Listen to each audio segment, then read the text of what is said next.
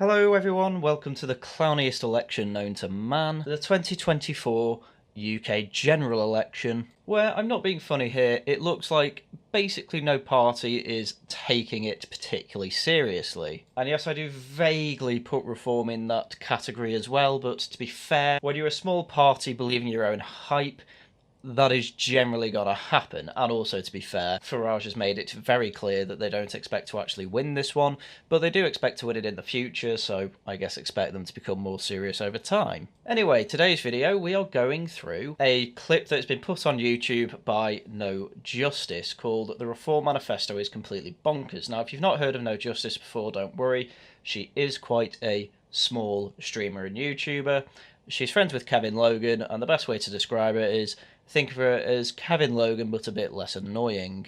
And if you don't know who Kevin Logan is, just think annoying, cynical British leftist. I mean, from her title card you can probably tell that because there's pictures of Ash Sarkar, Mick Lynch, Jeremy Corbyn, and God knows who's in the top right. Basically all the worst public figures I can think of, so anyway, she is going through the Reform Manifesto. This is my way of doing a video on the Reform Manifesto, and it's always interesting to see what the dominating ideological thoughts for the elites are, and the best way to do that is literally just go to a leftist, because they are just spewing out the same thing that they hear from said new elites. But just before we get into the video, I think it's worth pointing out that I've actually done a stream on the Reform contract with some friends over at the Worcester Club. We go through it for about 2 hours, 20 minutes, and we basically read the whole thing nursing semis the whole time. So if you're interested in us, so if you want to see what kind of policies would make me and my friends do that, then please go over to the Worcester Club, give it a listen, it's well worth it. But for now, I will let No Justice take it away. So Reform UK have released their manifesto, although apparently, according to Nigel Farage, I'm not allowed to call it a manifesto. I have to call it a contract with you or a contract with the people, because when you hear manifesto, you think that it's going to be a lie, which, to be fair to Nigel Farage, isn't necessarily untrue. Already, I think you can kind of tell what the reaction to most of these policies is going to be, simply for the hatred of Nigel Farage. Literally starting off, oh, isn't Nigel Farage stupid? He doesn't want it to be called a manifesto. It's a contract. How stupid and cringe is that?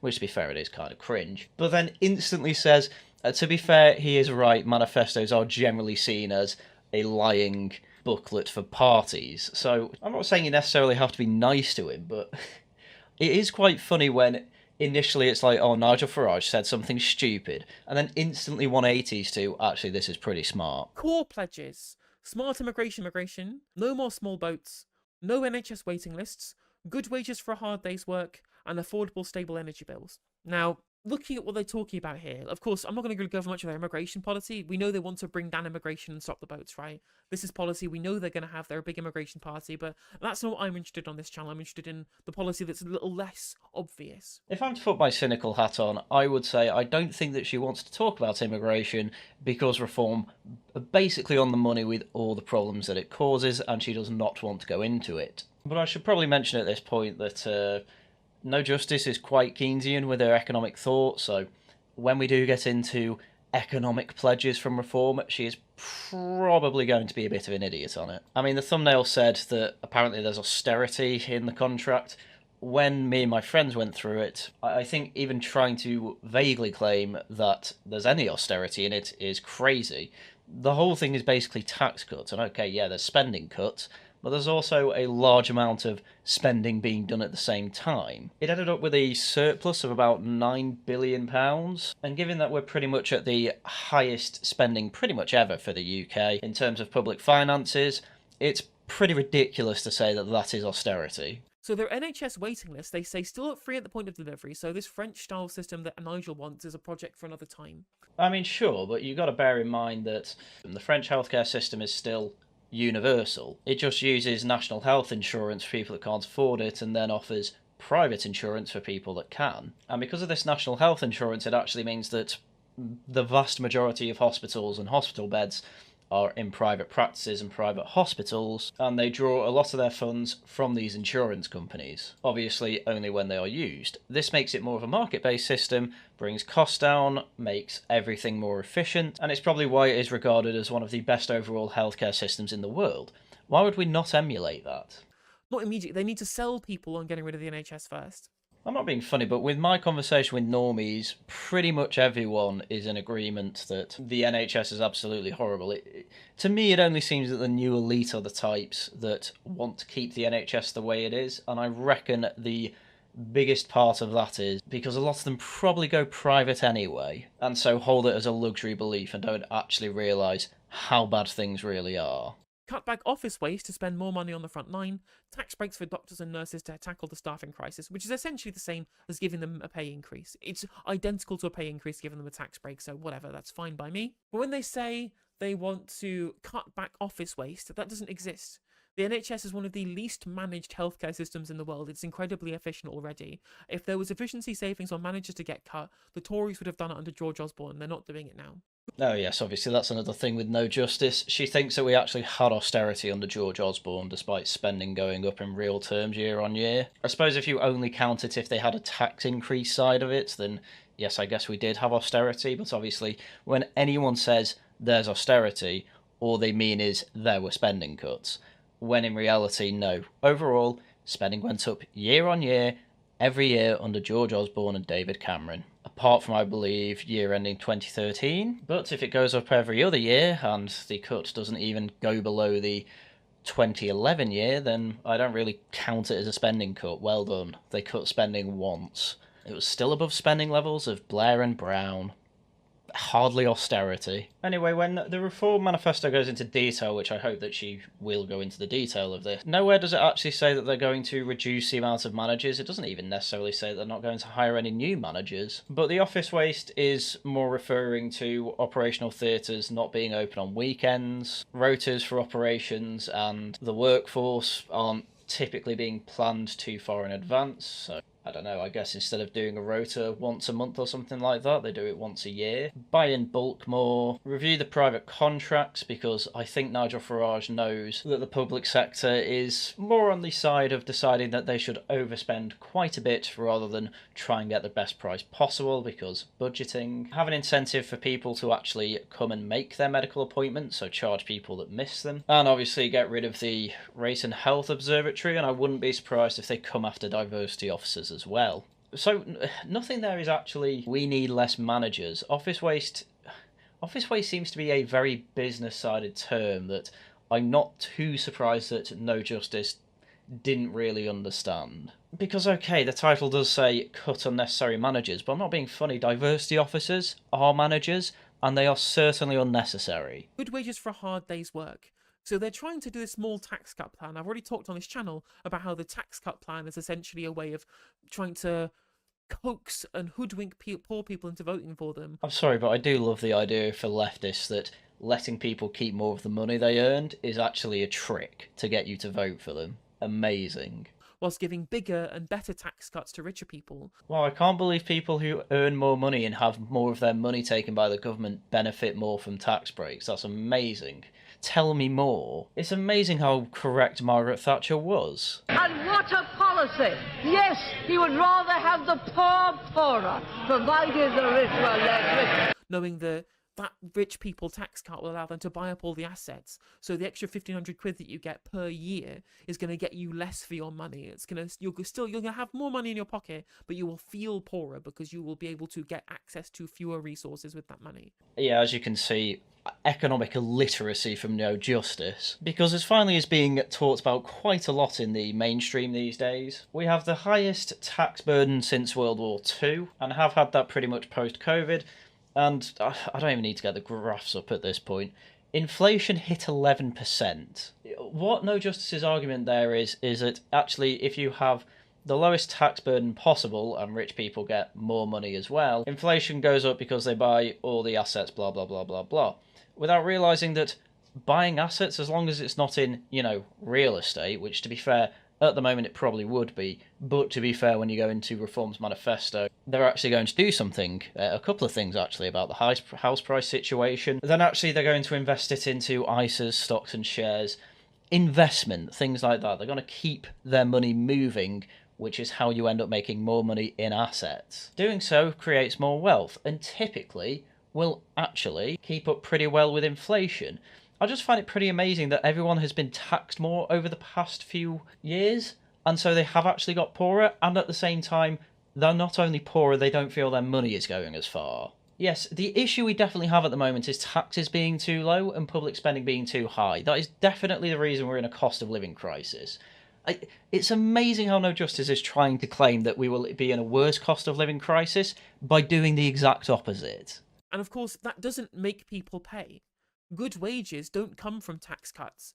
Good wages come from demand-side labour market reform. They come from investment in productivity gains. It comes from having strong trade unions and collective bargaining rights. And it comes from smart monetary policy that helps create tight labour markets to increase wages. No Justice doesn't think there's an issue with immigration, by the way.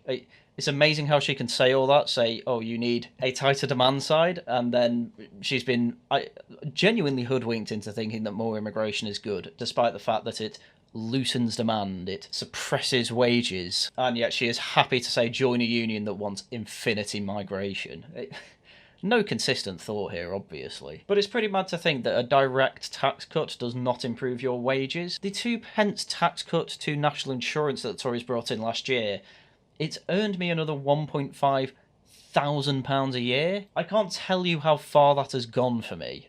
Genuinely. So when I hear that actually tax cuts are going to be massively increased under reform, yeah, obviously I'm going to vote for them. Affordable and stable energy bills.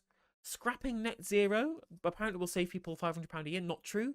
The reason why that we have expensive energy bills is because we pay a lot of money for wholesale oil and gas prices. Increasing our reliance on oil and gas will make us more vulnerable to exogenous shocks within those markets. Whereas if we have homegrown clean energy, we can be able to power ourselves without relying on wholesale energy markets. Yeah, the idea though is that we have our own homegrown fossil fuels. A large reason that they cost so much because of the wholesale price is in part due to the fact that we need to bring over liquefied gas from America that needs to be stored for days, probably months on end if they're carrying it by ships. It's something ridiculous like minus 185 degrees or something like that. Yeah, that costs an awful lot of money. Whereas if we have pipes directly from fracking and drilling sites in the North Sea and actually inland, yeah, it's probably not going to be mad to see your energy prices come down because of that. And anyway, if it's true that we get cheaper energy via renewables, then that's where the free market will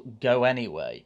But if it's being subsidised to the eyeballs, while fossil fuel taxes are also being raised to the eyeballs, then you're going to see quite the distortion when it comes to pricing. But then the economic reality is that we're not going for the most efficient energy possible.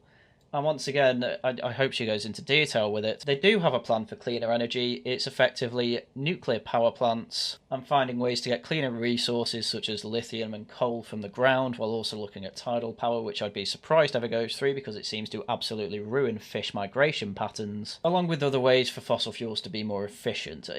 The issue in net zero is more the fact that it completely distorts markets, which obviously reform are against. But obviously there is a lot coming from No Justice that is essentially just, I don't like reform.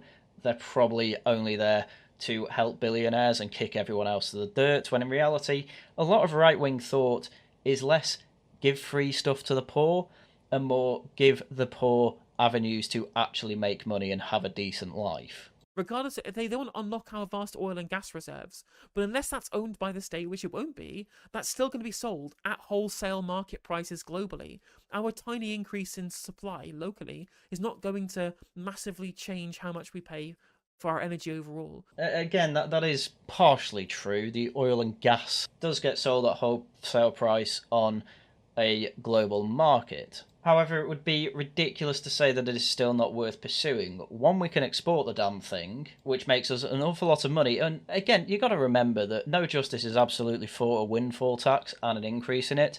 I don't know if she knows that it's currently at 75%. She probably wants it up to something like 90%. Well, you expand oil and gas exports, oh my god, you make an absolute load of money from windfall taxes there. And I wouldn't be shocked if Reform actually outright want that removed. However, they'd still make money from business rates and things like that. But also, just on the lowering emissions side of things, again, as I say, bringing over oil and gas from the US is massively inputting even more emissions into the atmosphere due to ship transportation being a pretty bad for those emissions. So you do that locally, yeah, all right, you're going to burn that oil and gas for energy, but you're actually probably saving on emissions massively more from sending over the cargo ships back and forth from Britain and the US. And then there's the argument that yes, oil will need to be exported to be refined, or at least some of it.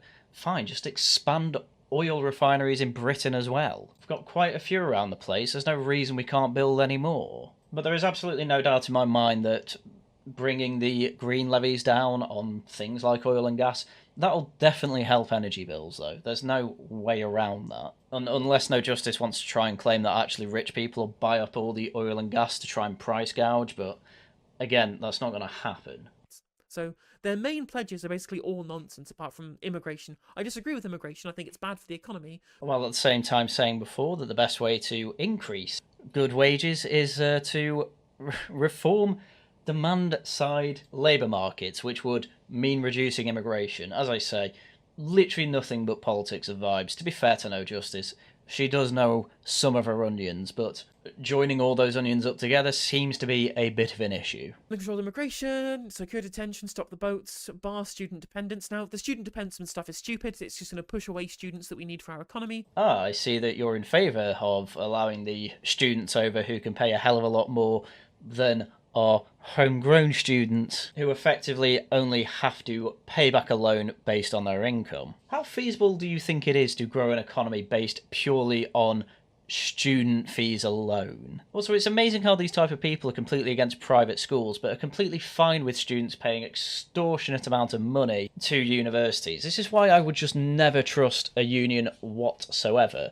All their interests are in is their special interests, and when it comes to universities, all they want, in fact when it comes to any union, all any of them seem to want is more immigration, a larger public sector, basically make the jobs way easier and be way less productive for people within that union, which again is typically, as No Justice would obviously say as well, the workers of that sector at the complete expense of everyone else. This was a massive problem post-war, all the way up to Mrs. Thatcher coming in and kneecapping them. And then, wouldn't you know, we get some of the best decades of British 20th century and early 21st century, thanks to most of Margaret Thatcher's doing. But yet, no, people still use the joke of her grave is the first gender-neutral lavatory. Because once again, she was correct. These people have absolutely no interest in actually improving the country, because improving the country would mean rich people do get richer.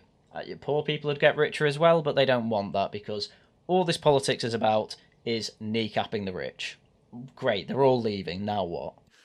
Universities are strapped for cash, and the exorbitant tuition fees that we charge foreign students is literally how we allow subsidy for our native-born students to be able to afford to go there on their smaller, still pretty large, but smaller tuition. That most of them don't pay back, and that we need the interest rate to be like 7.5% or whatever it is now, so that those that do have good, successful jobs basically pay it all off and subsidise other people who are never going to pay it off. But again, I just love this outlook. You know, you can cut the chaff out from universities, right?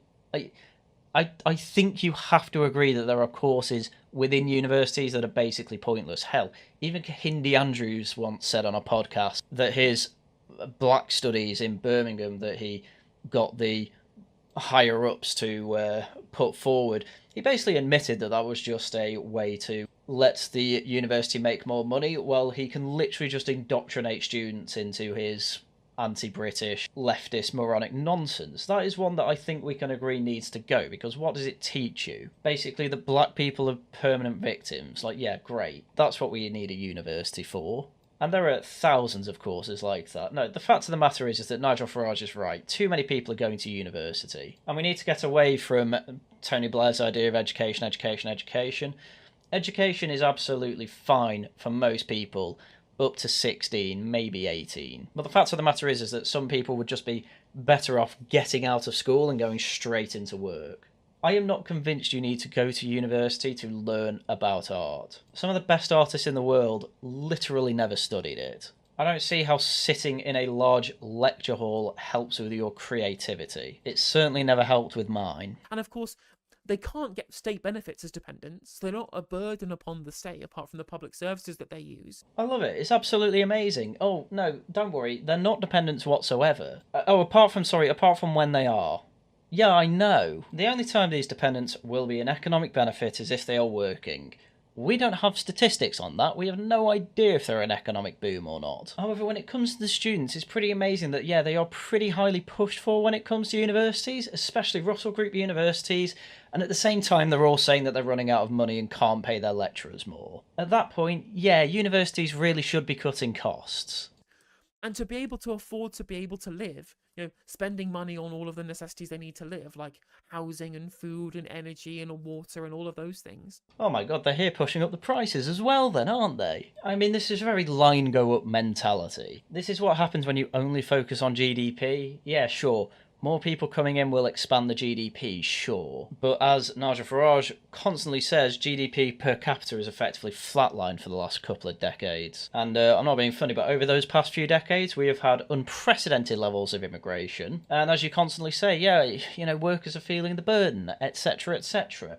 It's clearly not the route we need to go down to improve the economy. Yeah, I know this might be absolutely mental for me to say, but having an economy solely based on foreign students doesn't typically grow your economy too well. Because education, wow, amazingly, hasn't improved productivity too much. Partly, I imagine, to be fair, because a lot of these highly skilled people who do PhDs end up going abroad for better jobs. They will need to either work in the UK, in which case they're being productive and they're a net benefit to the economy, or they will also be using foreign capital, therefore making a bunch of the things that we have to sell to them to make sure that they can afford to live are also going to be export goods. Again, I'd love to see the statistics of the number of dependents who do actually work, because if they're kids, yeah, guess what? They're not going to be working, and they're instead going to be going to a state school, which is a net burden. But I just love the idea that, this is how we grow the economy. We siphon foreign capital from elsewhere. It's just not a sustainable economic model by any stretch of the imagination. Again, GDP per capita is the main one we need to look at. Yes, there are plenty of other ways that we can measure how well an economy is doing. Don't worry, Jack, I hear you. But it's a good, off-the-shelf, easy-to-understand statistic. Yes, GDP has gone up. Yes, we have more wealth in the UK. But once again, sure, the pie's got bigger, but we also have to make sure the slices get thinner and thinner and thinner, to the point where, generally, we're no better off than before we had mass migration anyway. And given that we've never had GDP per capita go back above 2007 levels post-2008 crash, what it's definitely fair to say is that migration has not been the magic bullet to save the economy. So spending less money and focusing less on universities is probably actually a good thing to do, because they're clearly not the economically productive powerhouses that No Justice is trying to claim they are. And if that means having less or smaller universities, thank God for that. / government waste. Again, I've said broadly that the idea of there being this government waste, when Labour say it, when the Tories say it, when Reform say it, they all say that our public services need reforming and they need all of the waste slashing because they're inefficient. It's all nonsense, again. Yeah, well, I'm not being funny, but after the Thatcher and Major years, after they improved massively public sector efficiency, as you can see from 2007, wow, there was a big divergence. Wow, you get to the crash and productivity on both sides flatlines. Oh, look at the private sector. The private sector actually got more efficient during the lockdowns than the public sector. And better than that, it actually stayed there. The public sector went back to its flatlining. You cannot look at this graph, have it be public knowledge, and in the end say, yeah, it's a complete myth that there are inefficiencies in the public sector. No, there are massive ones. In fact, it's literally not got more productive since 97. If we have 90s level of efficiency while having 2000s, actually above that, probably close to 2010s level of efficiency in the private sector, then you can bet, yeah, the public sector's damn inefficient. We had 6 years of austerity, 9 years, 12 years, however long you want to mandate the austerity period under the Conservative Party to be. No years, we literally never had it. Unless you only count tax increases, sure, but nobody ever means, yeah, it's the tax increases, that was austerity. No, people only mean spending cuts. Guess what? 1 year it went down in real terms by a few billion. Peanuts. Absolute peanuts. I want spending cut down to, like, I don't know, 10% of GDP. That's a bit unreasonable. Probably closer to 25, 30, something like that. You could probably do that just by getting rid of the state pension, for God's sake. We had all of this austerity where they were specifically trying to find efficiency savings in the public sector and promised that there wouldn't be drops in service provision, and there were no efficiency savings to be found. This is the channel that will happily say that the Tories are one of the most useless parties of the, well, a very useless party that have been in power for the past 14 years, and yet when it comes to finding efficiency savings in the public sector, they're happy to say, yeah, they were perfectly competent at trying to find them and finding out that there are absolutely none. When in reality there's shed loads. GPs are a massive one that I can think of. They are effectively people who are just there to triage you. They are there to say, right, is it a simple thing just to give you a prescription? Right, here you go. We are at the point where an AI could easily do that, but guess what? The union of GPs will not let that happen, because my God, they're all going to be out of a job and then have to actually work to specialise. And this is the problem. Absolutely no one wants to say, yeah, you're all going to be fired when it comes to the NHS. If you could say that, you could probably make massive savings there, but no, we need to keep one of the most inefficient systems on the planet in the Western world alive because it's our God. You can't look at other countries where they have massively higher public sector productivity and say, yeah, we are at peak efficiency here in the UK in the public sector. Peak efficiency. They cut money from the state and it led to a drop in service provision. So there's not wasteful spending to cut. All of this talk about there being DEI places that need to get cut out of our NHS, for example, a bunch of nonsense. This took one search on Indeed. Workforce, Equity, Diversity and Inclusion Analyst Specialist. Do you think we need this? This is a part-time position, by the way, and you will be making more than the national average by working part-time as an EDI officer. You are talking total nonsense if you don't think we can cut this out. It is a completely overpaid position. Right, first of all, they have a financial reason to not get sued. What? How will they get sued? Oh, the Equality Act. Well, thank God they want to get rid of that then. But also, I absolutely love it. Yeah, there's no inefficiencies. These EDI things, right, bunch of nonsense. By the way, they can't get rid of them because they'll get sued. Literally gone from, it's not happening, oh, it is happening, but it's actually a good thing because they'll get sued otherwise. I don't even see how that's a good thing. What the hell type of argument was that? And second of all, it's a tiny fraction of these government departments' budgets. It's literally gone from, it's not happening, okay, it's actually quite small. Oh, by the way, if you try to get rid of that small saving that you can make, you'll get sued. Wow, I wonder why efficiency savings couldn't be made in the public sector.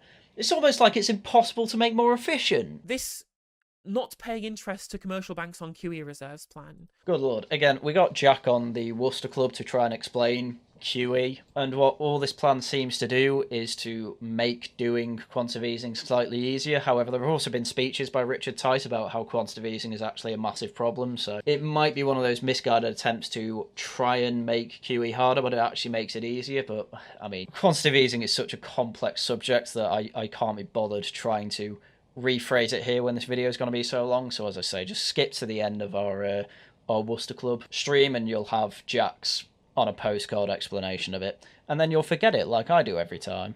Would essentially mean, because they're not getting interest on their reserves of the central bank, banks have no incentive to give savings rates to regular people. Banks already don't give savings rates to regular people. This is why ISAs have to be tax-free, because it's basically the only way to make saving money worth it. Quick access savings accounts have interest rates that don't even compare to inflation. The only reason we've currently got interest rates at about 5% is basically because we've got an election coming up and that can throw the markets in a tizzy. So they're basically keeping it high because they're expecting inflation to go back up for a bit. That's the only reason. But once it stabilises to the 2% again, you'll see interest rates drop again to 2%, and then there's no point putting money in a savings account in a bank again. And anyway, frankly, most of these banks shouldn't exist because they only exist because they're part-owned by the public, because we bailed them all out in 2008. I have now read up on what Francis Coppola specifically has said about this, and I think it's a bad idea. She doesn't go into detail on why she thinks it's a bad idea, by the way. She just says, oh, this is a bad idea. Again, quantitative easing is so complex, I couldn't really explain to you off the top of my head why this is a bad idea. As I say, I listen to Jack quite a lot on this. He seems to know his onions on this. It is what he specialises in. He can't understand how Richard Tice has said in the past that quantitative easing is a massive issue and then does something like this which makes quantitative easing easier. Unless it's kind of an accelerationist route to say, oh look, quantitative easing is causing all these massive problems, now we have an excuse to get rid of it. It's the only way I can think that they're doing this, but it's the one thing they talk about, quantitative easing. It's the only thing in any of the manifestos I see on quantitative easing, so on that base alone, at least they're saying that quantitative easing is a thing they need to look at, so on that base alone, probably a good thing. £5 in every 100 is a 5% cut to every department's budget. That's what that is. That's what they're offering you. Massive slashes in public spending, which again will not lead to more efficient services. It will just lead to a drop in service provision, just like we got onto George Osborne. It is more austerity they're promising you. Again, no. The point of austerity, all austerity means to no justice is spending cuts. No, there's more to it than that. There's 3 conditions. I mean, to be fair, the first 2, it's kind of optional how much one or the other you do. Typically, they come with both, but it can be one or the other. 1, spending cuts. If you're doing spending cuts, yes, that is one condition for austerity. If you're doing tax rises, that's another condition for austerity. If you're doing one or the other, or a mixture of both, to try and reduce the deficit, that is austerity, sure. However, I shall probably go into this, but they are also doing massive tax breaks and tax cuts, while also putting quite a lot of money into different areas of public spending. As I say, it brings a surplus of about £9 billion according to their calculations, which with manifestos and even with this contract, more than likely that has been pulled from thin air. However, it's the plan. Is it fair to call this austerity? Yeah, kind of. The thing is that they're trying to say is that the leftist position on austerity is that it is always bad no matter what.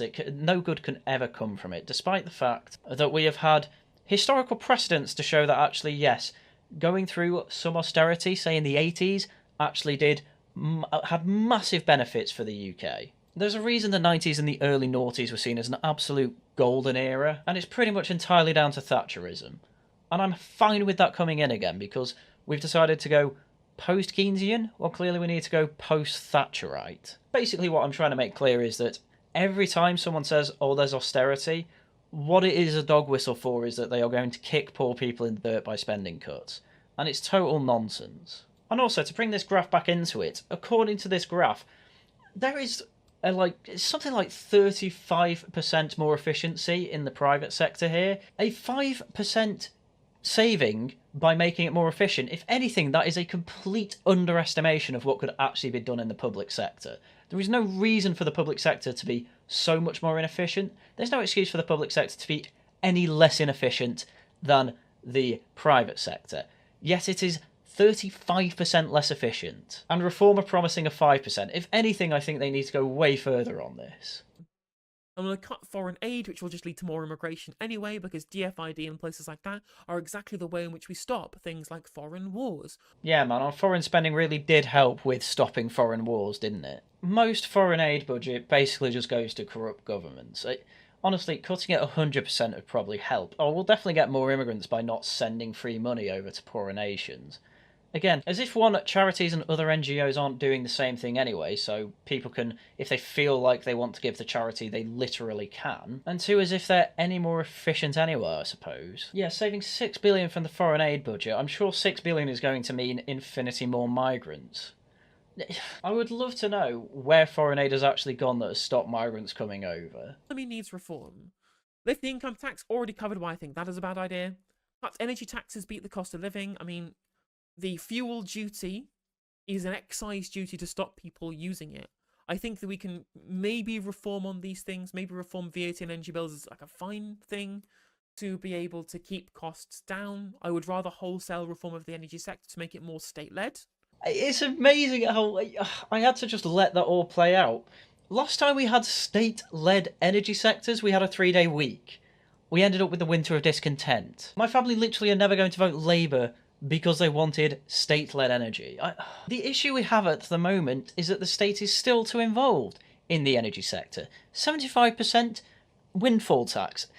£3 in every 4 that an energy company makes in Britain has to be sent straight to the government. Guess where that cost leads straight to? Wow, straight to your bill. You know they taxed some medium-sized energy companies 113%, right? I'm not even joking about that. 113%. They literally tax some energy companies into a loss. And the issue is that there's not enough public sector within the energy sector. Unbelievable. Another thing that is constantly cited as to why they're not even investing in green, nuclear, or further, say, fracking or oil drilling is mainly because they can't. It's not profitable. It can't be profitable because of the price cap. Not only that, planning systems effectively made it impossible to do that now. A recent Supreme Court case sets the precedent that now you have to think about third and fourth order effects of a building site. So if you're building an oil well, which is what the precedent was set by, because the planning application didn't include this basically might be used to be refined and then burned in cars, therefore you can't make it because that would be damaging to the environment. Bam, all of a sudden it's now impossible to build it anyway. Wow, I can't believe costs are going up because they have to pay millions upon millions upon millions of pounds out of their profits, which have been taxed 75% anyway, to fight the state even further. Yeah, the issue with the energy sector is that there isn't enough state. That is definitely the issue, for God's sake. Cutting stamp duty is silly. It is just extra demand side reform into the housing market. This will just push up house prices. I mean, in a sense, yeah, that is true, but I really don't think this is going to affect it too much. But really, I don't think it's going to have too much effect on the housing market, to be honest with you. Because last time stamp duty was even looked at with these bans was in 2007. You know, that's nearly 20 years of having these bans, and since 2007, obviously, house prices have inflated quite a bit. And so increasing the stamp duty is not particularly unreasonable, and this, again, massively benefits people buying the cheaper side of houses. So yes, house prices, to be honest, they'll probably stay the same anyway, assuming the current rate of house building, which, to be fair, Reform want to increase, which will help with the house pricing thing, because ultimately, yes, a demand will probably offset the stamp duty saving. However, if you really want to look at demand side reforms, you know, a lot of that needs to be cut. This feels very much like a take that has been just instantly thought up in her head because Reform are doing yet another tax cut. Overall, this is good because poor people are not having their house prices artificially increased due to the government. I am happy with that. Stop subsidising demand, start building more houses, start capping rents. Stop subsidising demand, but then start capping rents? Are you mad? Rent controls are the... She seems to have economic theory at least down to a base level, but she doesn't know that rent controls are one of the worst things you can do. That is literally a demand subsidy. What do you mean stop subsidising demands but control rents? What do you want about? That's a demand subsidy. Start building social housing, start banning foreign investors, start banning Airbnb, start banning foreign capital buying up properties in the UK for investment. Yeah, I just let that play on because this is her whole idea. Oh, just put it in the public sector, it'd be way better.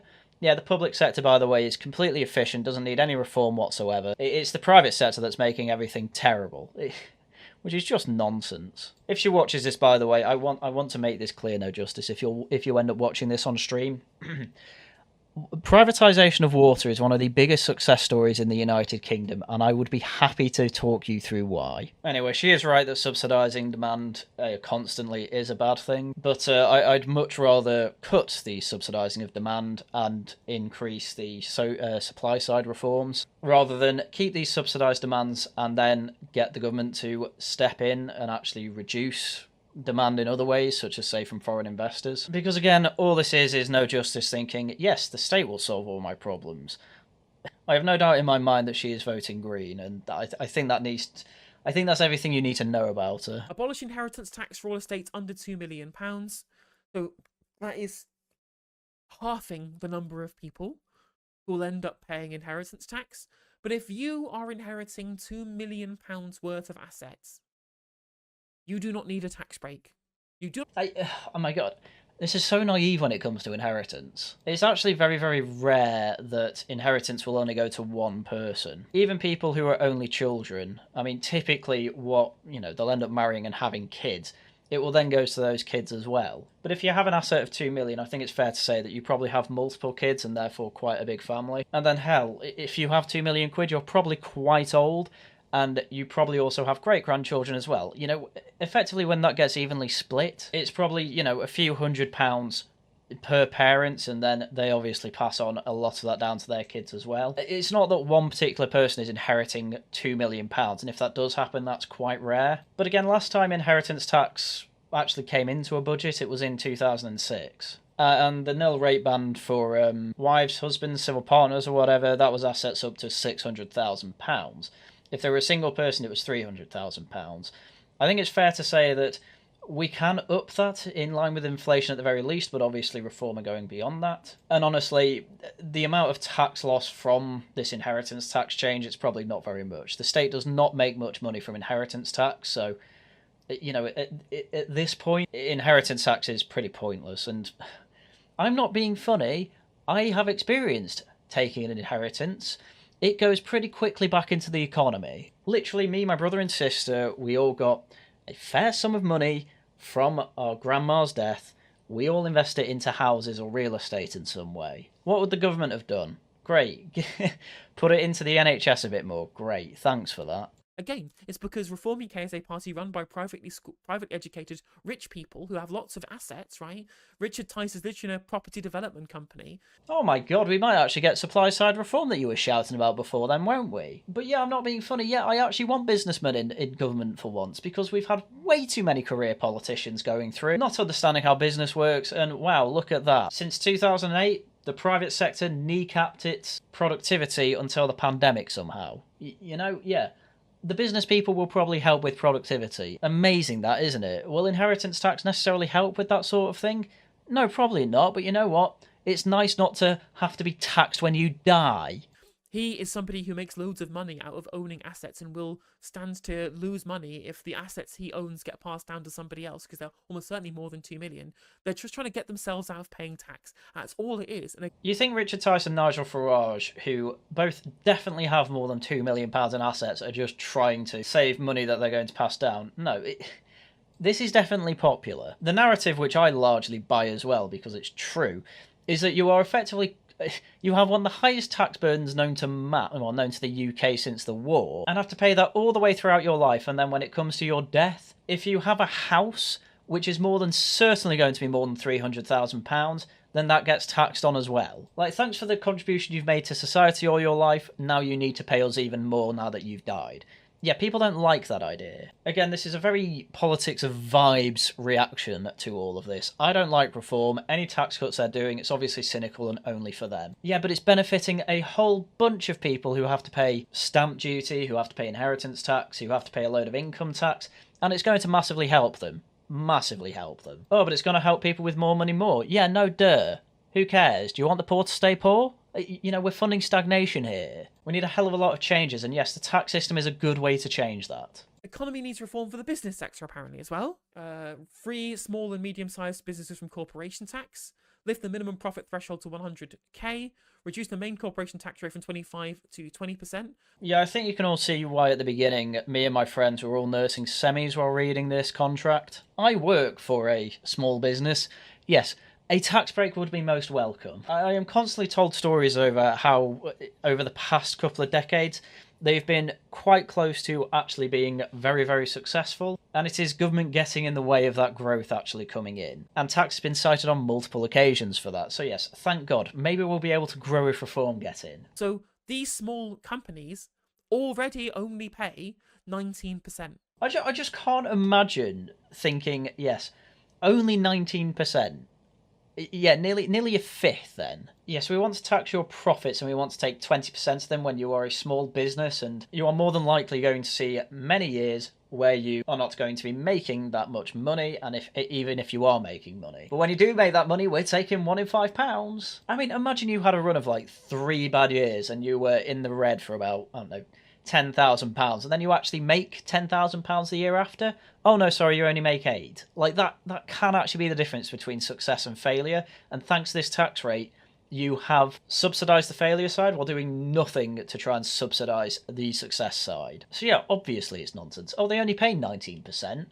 Yeah, that can be the difference between success and failure when you're that small. 25% is the the rate of corporation tax that the big mega corporations pay. Yes, and they also push for that. Do you know why? Because when medium businesses get to that rate, all of a sudden, oh my god, we're losing more money now. My god, we're going to have to work extra hard to try and, get even more big and successful and hope that the bad years don't crash us. Again, she seems to know basic economics, or at least some of the fundamentals. Why doesn't she understand this? Also, 25% corporation tax is actually on the larger side when it comes to comparing to other countries. Making your corporation tax more competitive means that foreign businesses want their offices in your country so they can run from there and pay less corporation tax, but then you actually get that corporation's money. This is why Ireland have gone massively up with their GDP and GDP per capita, because they effectively turn into a tax haven.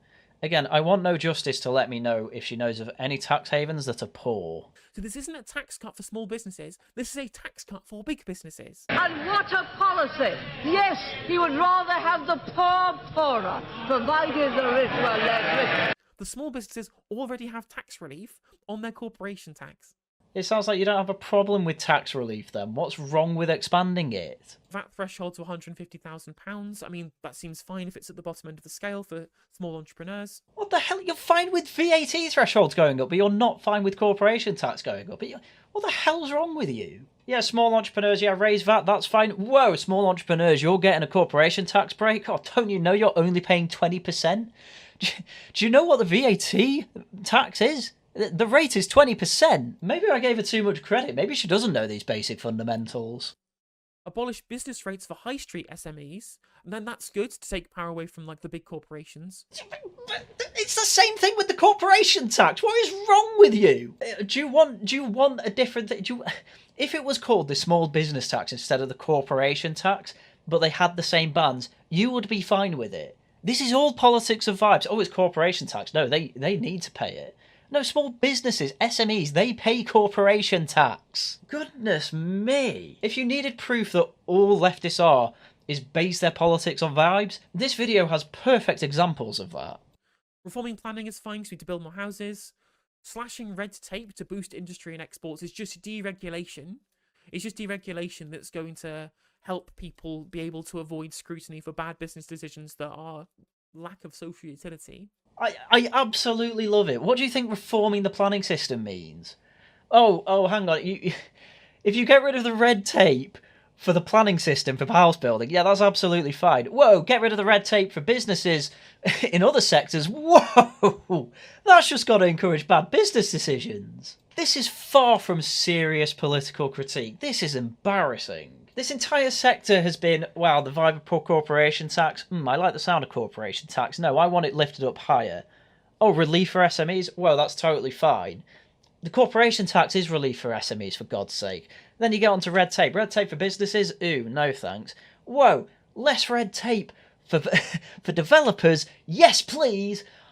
I'm going nuts on this because this is the most ridiculous section of the video I think we're going to go through. I mean, honestly, I might have to split this into parts because there is way more to talk about here than I thought there would be, but honestly, looking at a leftist literally going through this, seeing benefits to small businesses, but they're framed as corporation tax bad, but benefits to small businesses based on VAT, IR35, and other sorts of tax relief, well, they're perfectly fine with it.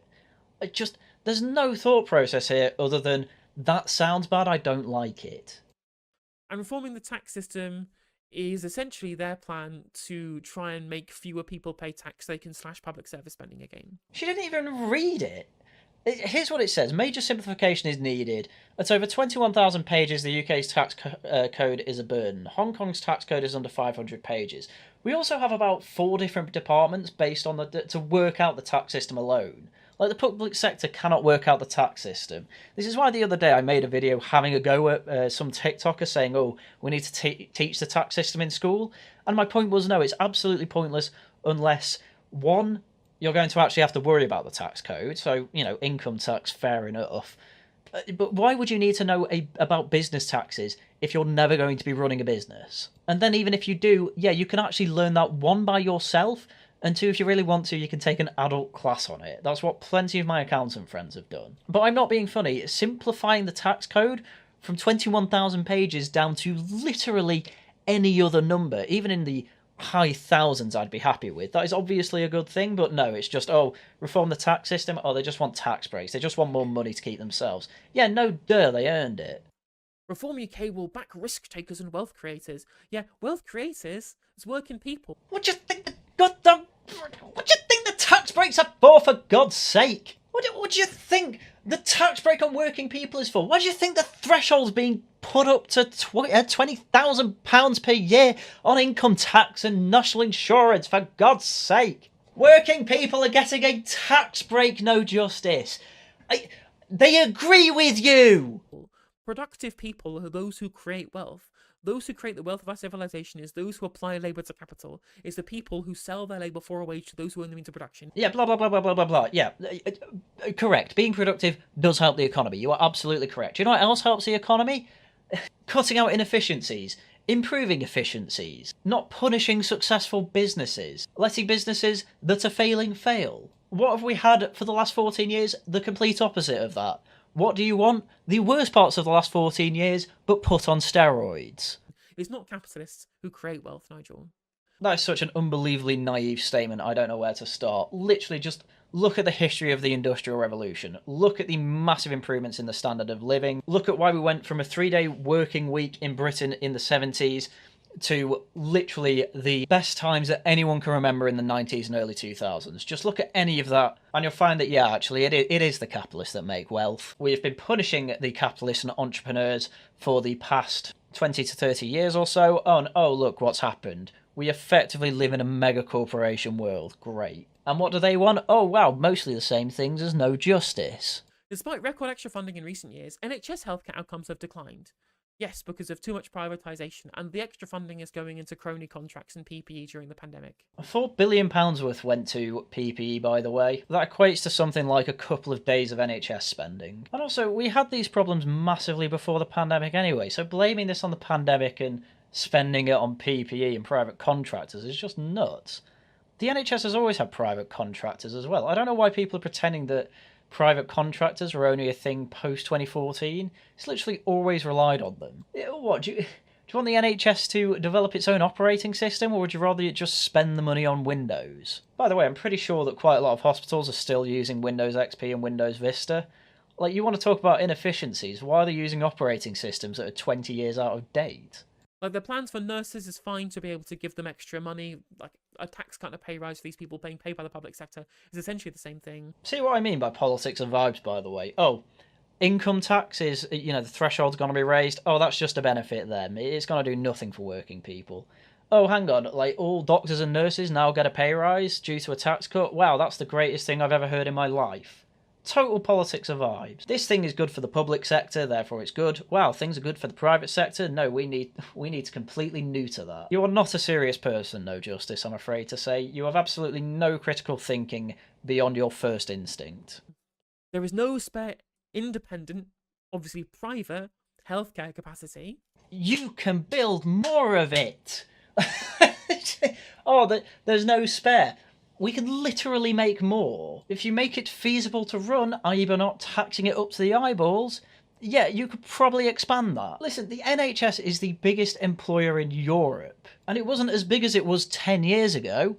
Oh, how did they expand it? Oh, they built more.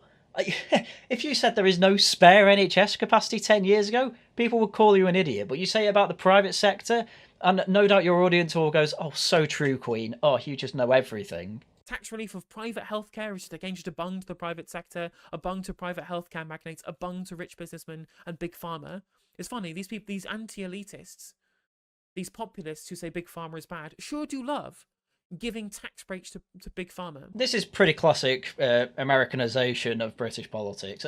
If you think that we have a big pharma issue in the UK, like, that's only true via imports from America. We do not have a big private healthcare business because it is being neutered by the NHS. And yes, there is the same business taxes and VAT rates on all of this healthcare stuff, despite the fact that I don't think anyone could reasonably claim that healthcare is a luxury. I mean, I'm not being funny, but, why should I have to pay tax when I use a dentist? Why should my mum have to pay tax when she pays to get a knee fixed? Given that both times you are reducing pressure on the NHS by doing that, you're saving the NHS money.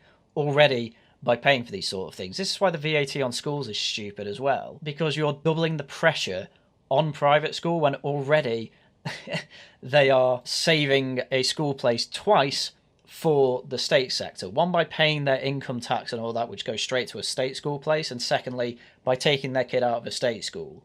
It's so saving a place for someone else. It's the same thing here, and I think it's perfectly reasonable to give them some tax relief, because they're doing a service to the NHS by taking pressure off it. I mean, honestly, trying to say that we have a big pharma problem in the UK when the market cap for the private healthcare industry is 1.47 billion is just nuts. That's something like, I don't know, probably not even 2% compared to the NHS budget. Yeah, man, this is really helping that massive big pharma industry we have over here. What a crazy thing to say. NHS voucher scheme, again, if you go for a voucher for private treatment, you're not skipping the queue. So you're not using extra capacity, you're just skipping the queue, because there's no spare capacity in the private sector. Again, £1.76 billion worth. Yeah, that's easily got space to grow. Just for comparison, in terms of hospitals in Germany, 28.7% of them are publicly owned, 33.8% are charity-based, or not-for-profit, I guess we can say. And then the private sector is the biggest share at 37.5%. Like, it's just crazy to say that, oh, the private sector doesn't have spare capacity when they would be more than happy to make that extra capacity if they're allowed to build them, allowed to be profitable. Oh, you shouldn't make profit off healthcare. The precedent for the rest of the planet where healthcare is better is that, in fact, either not-for-profit or profit-seeking motive is absolutely fine and actually tends to make healthcare much better in those countries. It's just crazy. Obviously, this is the way to go. We've tried public sector for ages. NHS have been in crisis pretty much every year since its inception. It's crazy to have 75 years of that and think, oh, clearly we just need to expand the public sector, when every other country in Europe has said, let's not do that.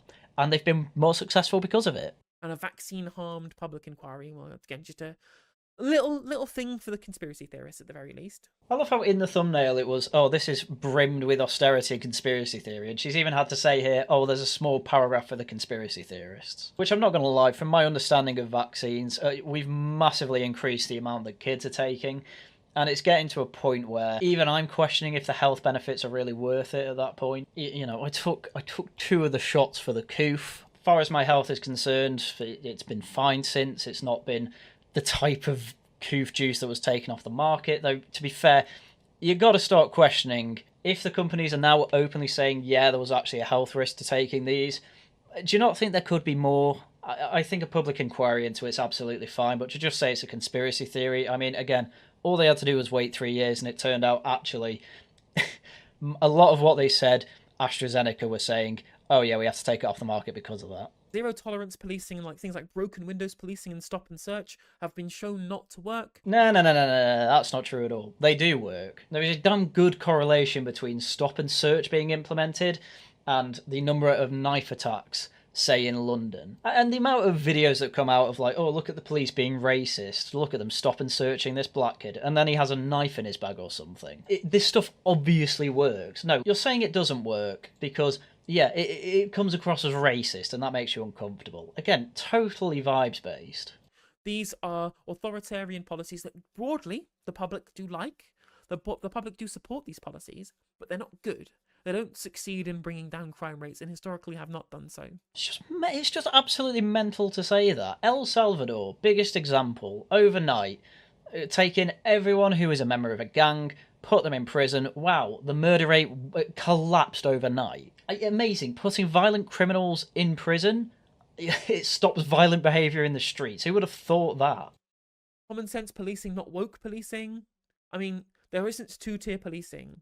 Like, the idea that DEI is causing two-tier policing is crazy. The two-tier policing is the fact that black children are far more likely to get stop and searched than white children, and the Casey review exposing the internal bigotry problems within the police force. Yeah, then I can point at protests from, say, I don't know, the large crowds of white people heading towards the cenotaph and the police getting hard on there, behind, I guess we can say, and then compare it to other protests at the cenotaph with less white people, where people were trying to burn the flag on the cenotaph and nothing seemed to happen with it. You can look at hate crime examples as well. It's pretty much white people get visited by psychologists for God's sake if they say something a bit untoward about Muslims on the internet, but then the only time ethnic minorities are generally arrested for that is when they're pretty blatant with their hate speech, such as the coconut sign with Rishi Sunak and Suella Braverman, and obviously the people with parachuting Hamas militants on their placards. Like, two-tier policing, sure, it isn't as straightforward as a lot of right-wingers would have you believe, but it definitely exists. Another great example is Just Stop Oil.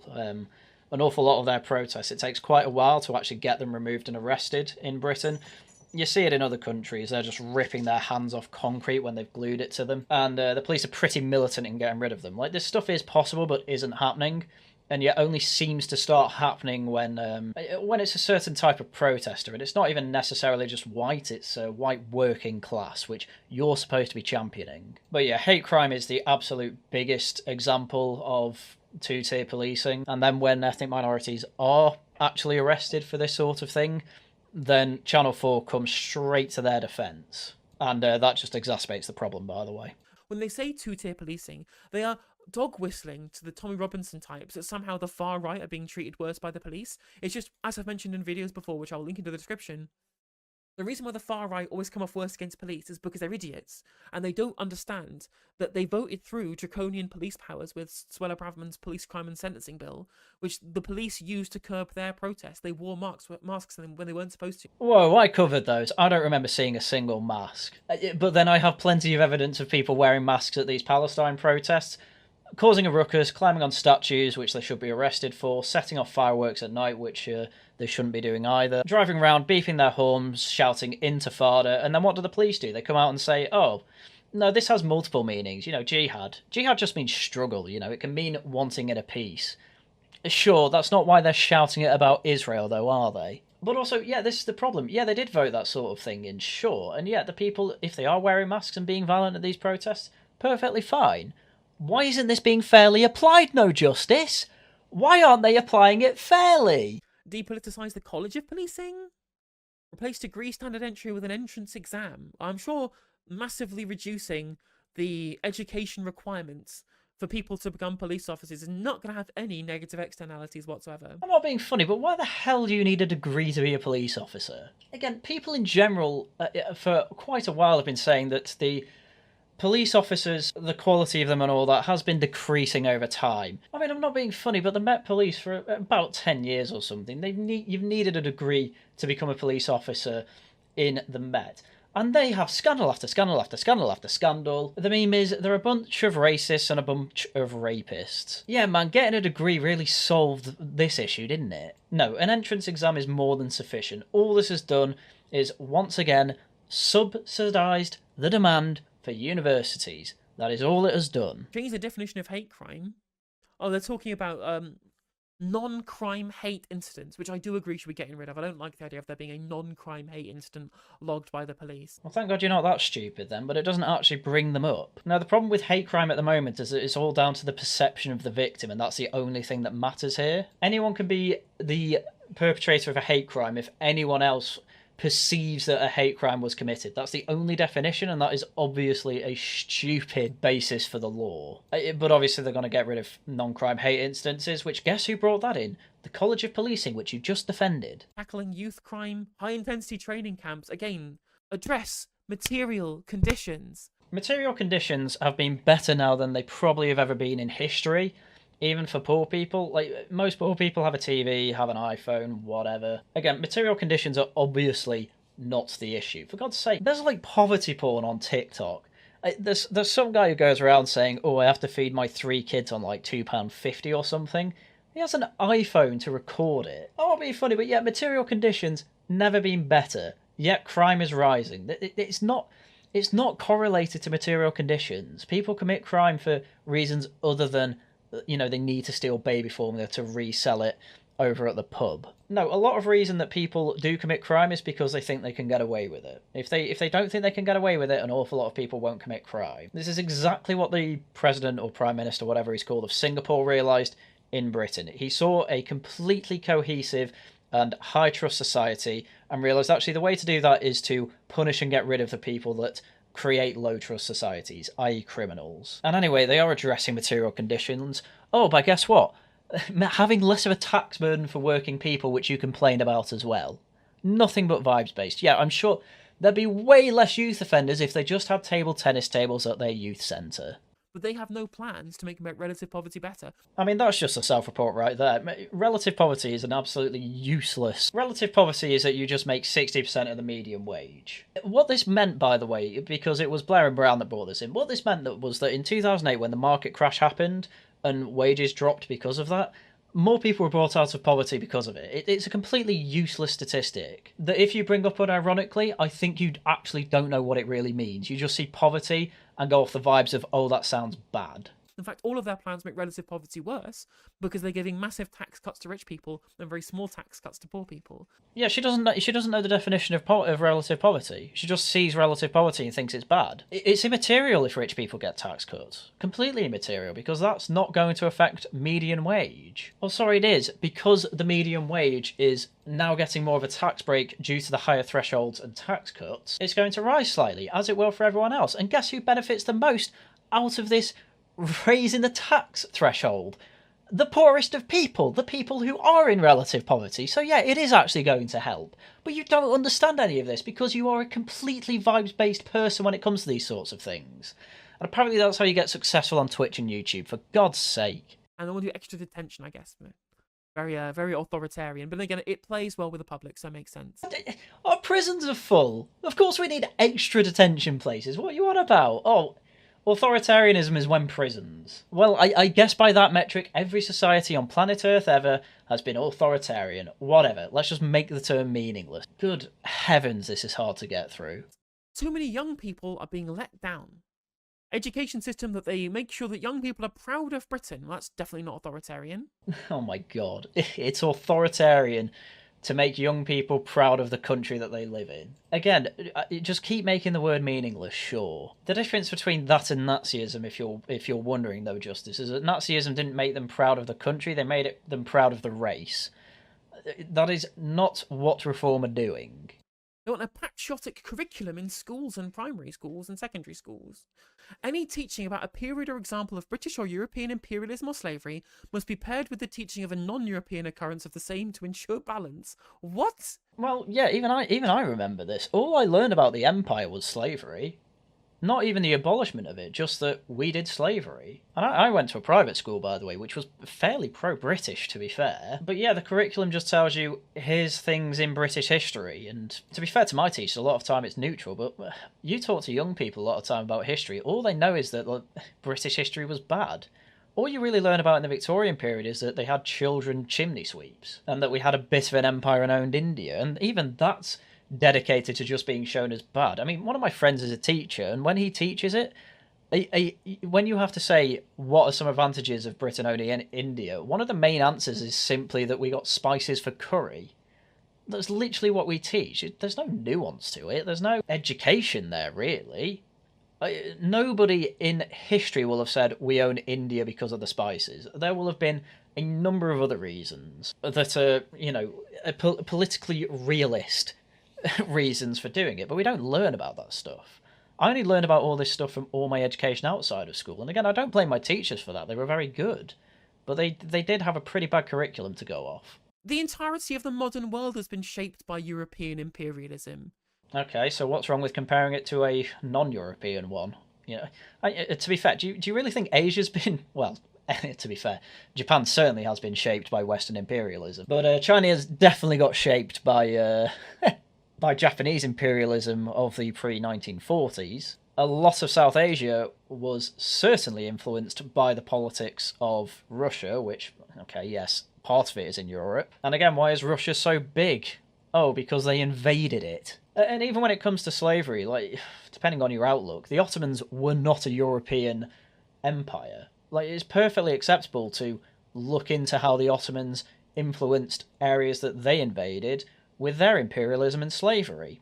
And guess what? It was way worse than the British. Again, though, this is just vibes-based reactions. It's hard to react beyond this, really. The idea that you can just say, well, I know we were bad, but did you hear that this happened one time when there was imperialism elsewhere? I'm like, yeah, but it didn't have the same effect though, did it? I would like to know why No Justice thinks that while Turkey and the Ottomans had an awful lot of sub-Saharan African slaves, not an awful lot of sub-Saharan Africans now live in Turkey. You know, part of the reason for it is that, you know, they genocided them. You know, they would rape the women slaves. If they got pregnant and had babies, they would smash babies' heads against the wall to kill them to make sure that they didn't have, you know, large children slave populations. I'm not being funny. Yeah, okay, slavery was bad.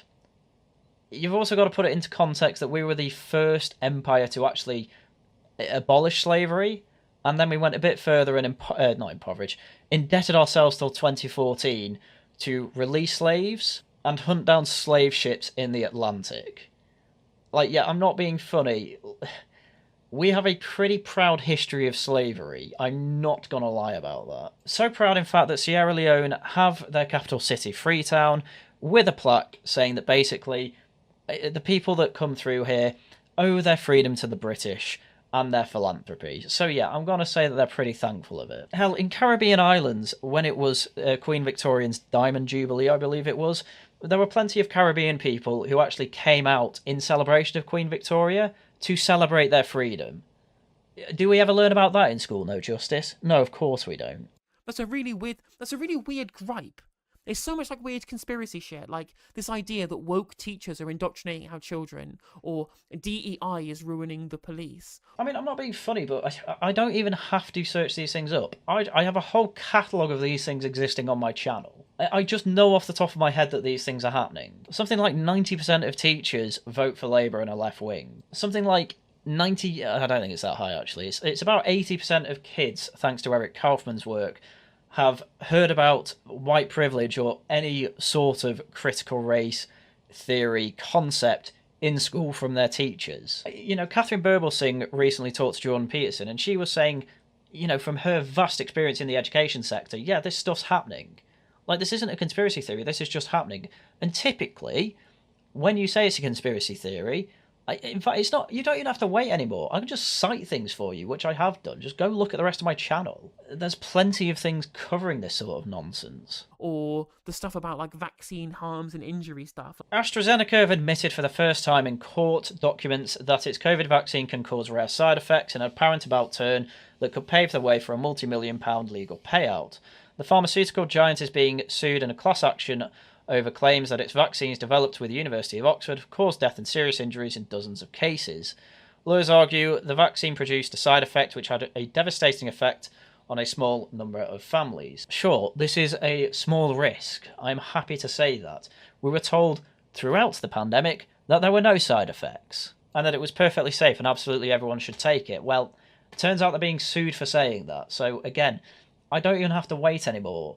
These aren't conspiracy theories. Our children must be taught about their heritage. We get taught about our heritage. Do you think they just stopped teaching who Henry VIII was? I love it. I love it. That's all she can say, because that's all we learn. I've said this many times. My history curriculum, you know, primary school, what was it? Anglo-Saxons. Then it was a bunch of world history, you know, the Egyptians, the Greeks, which is all fine to learn about, by the way. I'm not complaining about that. But then you get to secondary school, and there are just massive gaps in the knowledge. You effectively learn about 1066 in the feudal system. You then jump 500 years to Henry VIII. You know, you might learn a bit about Magna Carta with King John, sure. You learn a bit about Thomas Becket, but again, that's two things learned between 1066 and Henry VIII?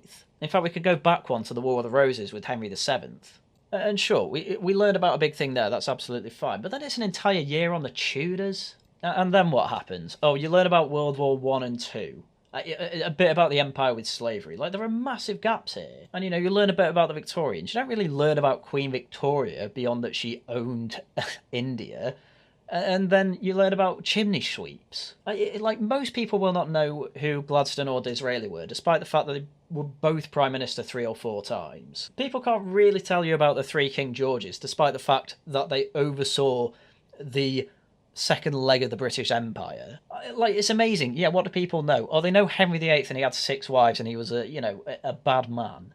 Great. There's a hell of a lot more to the 1,000 years of British history than a bit of time in the 16th century where basically the only reason people end up learning about it is because it ended up with the Protestant Church. But then when they learn about the Civil War, which was a war largely based on religious lines as well as political lines, but there's a massive reason for going into that war for religious reasons. They're not taught about that. No one can cite that religion was a large reason you picked a side in that war. You know, Catholics on the Royalist side, Protestants on the Roundhead side. People don't know that. This isn't taught properly. History has a massive issue in the curriculum, one that I talk about constantly. And if all you can cite is Henry VIII of see they definitely learn about their heritage, you're kind of proving my point. And now they just teach them about how Ho Chi Minh defeated the imperialists of France and America twice. Weird flex, but okay. Like, come on. Seriously, that's the best you can do. The history curriculum's fine, they learn about Henry VIII. Totally vibes-based politics. It's just like the Eric Kaufman thing for policy exchange, where they were desperate. They were desperate to prove that woke teachers were indoctrinating children into what Eric Kaufman described as cultural socialism. So he commissioned a study by policy exchange into young people's engagement with critical social justice. And they commissioned this report for policy exchange. And it came up that actually, no, they're not being taught about woke subjects at school. In fact, when it comes to things like social justice and progressivism issues, only 10% said they first heard these issues at school. She's screwing up the statistics again. Damn lies, damn lies and statistics. Again. Yeah, 10% heard of it first time in school. The problem Eric Kaufman said is that, yeah, social media is a big problem. That's why they're hearing it a lot of the time. The problem is that they'll either then have a lesson on it and ask the teachers on the subject, or randomly go up to the teachers and ask about it, and they will reinforce the social justice perspective. That's what he found. That's why he says university isn't really the issue. This is why Catherine Burblesing is saying that university isn't really the issue. They're already indoctrinated by that point.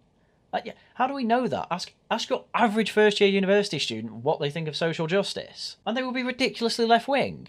How do I know that? I was a first-year student. I was basically the only person at university who questioned abortion. Everyone who has been to uni, who is outside of that bubble, knows that it happens. They all comment on it. It would be madness to say in any way that schools are balanced and not biased to left-wing. It would be mental. And yet she's doing it. Why? Because it's not left-wing enough. I.e., it's not 100% on board with it. Of course it isn't. There's still a few sensible people in the industry, thank God. Transgender ideology. There's not some ideology. Trans people just exist. Yes, I'm sure a sector of people who say trans women are women and that gender is nothing but a social construct. I'm sure there's no ideology behind that. No gender questioning, social transitioning, or pronoun swapping. Well, you can't stop me. Yeah, you're an adult. We're talking about kids. No gender questioning. Gender questioning is an internal process with oneself. How are you going to enforce? That's very silly. I mean, this is obviously boomer red meat sort of thing, but there's absolutely no doubt that teachers are affirming this sort of thing, and all Reform are saying is that they shouldn't be affirming these things, which is what Kemi Badenoch was going to do anyway, but I'm sure No Justice had a problem with that as well. And also, schools already have single-sex facilities. They just have some mixed-sex facilities as well. I love it. It happened again. This isn't happening. Oh no, yeah, it is.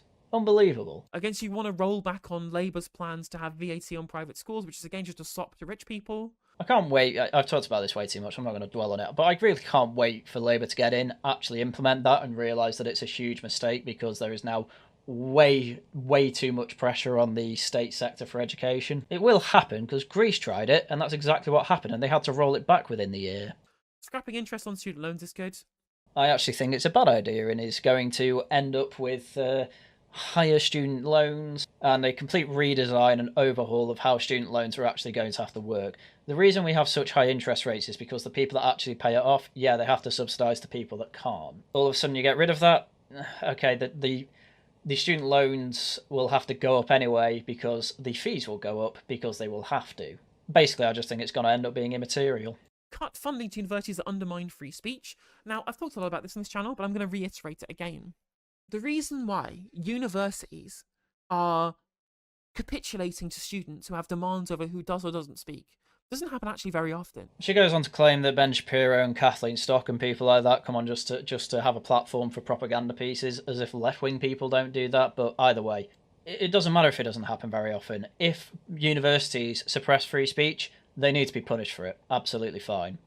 That's all you need to say. It doesn't happen very often, therefore it's not a problem, is stupid. There's a thin end of the wedge, and it will only get worse if you allow that to carry on. The reason why universities are capitulating to these demands is because they have been turned into businesses. All right, fine. Then we treat them like one, and we put red tape on them. Fine with me. I don't understand why, if they're a profit-seeking business, that means that we can't regulate them. Like, I'm a massive capitalist, by the way, and I want less red tape. But given that universities are supposed to be the home of free thought and free expression, yeah, if they're not actually doing that, then yeah, they should be punished. And I'm going to be honest as well, I think suppressing speech in these places to capitulate to students, I don't think it's anything to do with the profit motive. There's no right-winger who's not going to go to university because Ben Shapiro was banned from there. And there is no left-wing student that is going to go to these universities because they banned Ben Shapiro from going from there. That's not where the issue lies. The issue lies is that they initially tried it and didn't get any pushback. That's why they keep doing it. It was basically to shut up the students that were already there and causing them headaches, basically. Reform to benefit support and training, that means nothing. That means nothing? What do you mean? The whole point of this section is to get people out of the benefits trap. They're saying we will train people focused on 16 to 34-year-olds, and we will do that by encouraging them to get into government-backed training and by getting them on businesses who offer them apprenticeships, by even giving them tax relief if they offer these apprenticeships. Like, that's big. It doesn't mean nothing. It's expanding the amount of apprenticeships we have, which we don't seem to have that very many in Britain, and expanding that is obviously a good thing. I don't know why she said it means... Well, I do know why she said it means nothing. It's because she's getting bored and just wants to say, yeah, this is bad, this reform doing nothing, blah, blah, blah, blah, blah. She's trying to skip to bits where she can go, oh, my God, reform don't know anything about economics. Job seekers and those fit to work must find employment within 4 months or accept a job after 2 offers. How are you going to make them have job offers? Are you doing a fucking work fair? No, the idea is that you incentivize them to actually put effort into finding a job.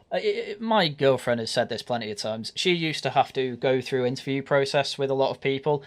Loads of people would simply not turn up to the interview and were clearly just applying to this job to get job seekers allowance. This is to combat that. Are you doing a federal jobs guarantee? How are you going to make sure that these 2 job offers are available to them? Well, it's entirely up to them. Like, we are constantly told that we have a workers shortage. Like, if these people are unemployed and fit to work, then yeah, they should be working.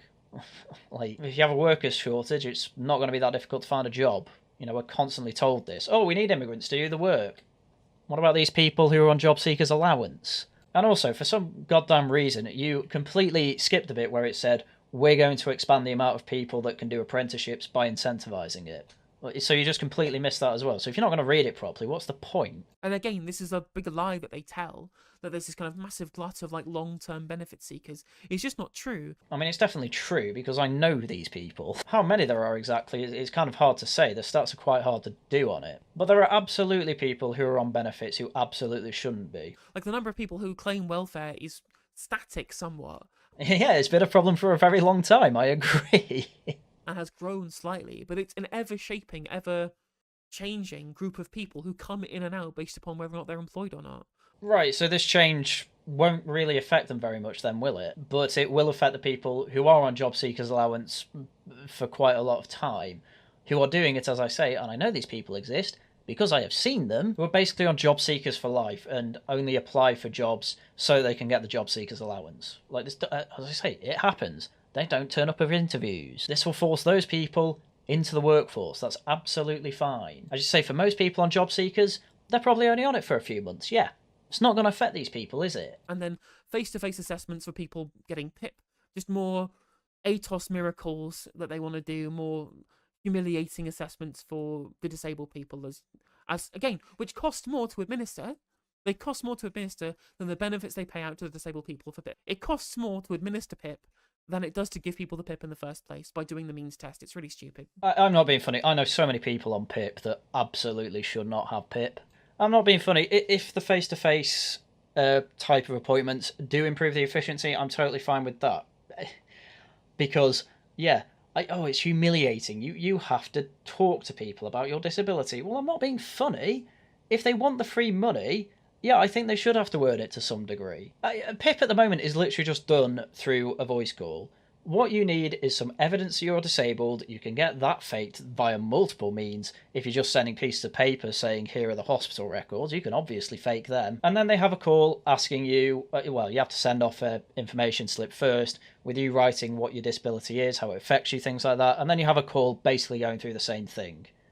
A face-to-face interview, you would be able to tell if they're lying about missing a leg. Hell, there was an entire town in Bulgaria that took £50 million of British taxpayers' money via benefit fraud. Aren't we funny? Anything that disincentivises or gets rid of benefit fraud, yeah, I'm definitely on the side of. Employment is critical to mental health. I mean, I've read this beforehand. It does say things like getting people into jobs will improve their mental health, and it's just nonsense, right? Like, you're going to be more mentally healthy peeing in bottles in your Amazon warehouse, right? Like, come on. Unironically, yes. I not that I'm defending peeing in bottles, obviously. Like, from what I can tell in the UK, the whole Amazon horror story, that seems to be a specifically American thing. In Britain, I know people that worked in the Amazon warehouse. From what I can tell, it's just not true. People do not pee in bottles in UK Amazon warehouses. But one thing I do know is that generally people in work do have better mental health than those people who are out of work. Doing difficult things helps with your mental health. Reform social housing law, I think, is just kind of racism bait. Like, a lot of these things where they say they pick very specific certain areas where foreign nationals are on social housing lists, but yeah, they pick very certain areas. The whole of London. Oh, it'd be funny if your capital city has the majority of people in social housing who weren't born here. Yeah, there's an issue. And I know people say, oh, how many of those foreign-born people are, Brits who were born abroad? It's something like 3%. It's basically none of them. I don't understand. How are you defending this? How can you possibly defend foreigners coming into the country and getting social housing? Like, even if they have worked for, 10 years or something and have paid into the system, they still shouldn't have social housing. Why should they be here getting a house at the taxpayer's expense? The whole point is that we look after people who are our problem. People who are foreign born and don't have citizenship here are not our problem. We should not be paying for them.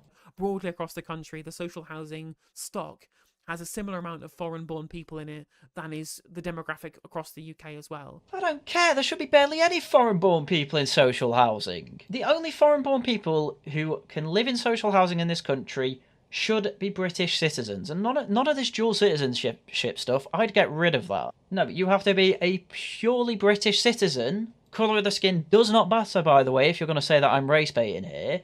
You have to be a purely British citizen. You can be Calvin Robinson for all I care. And that is the only way you can even be offered social housing. It obviously needs reform. More than half of it goes to non-UK born people who are obviously the vast majority of them are not British citizens. They should not be getting that social housing. That is ridiculous.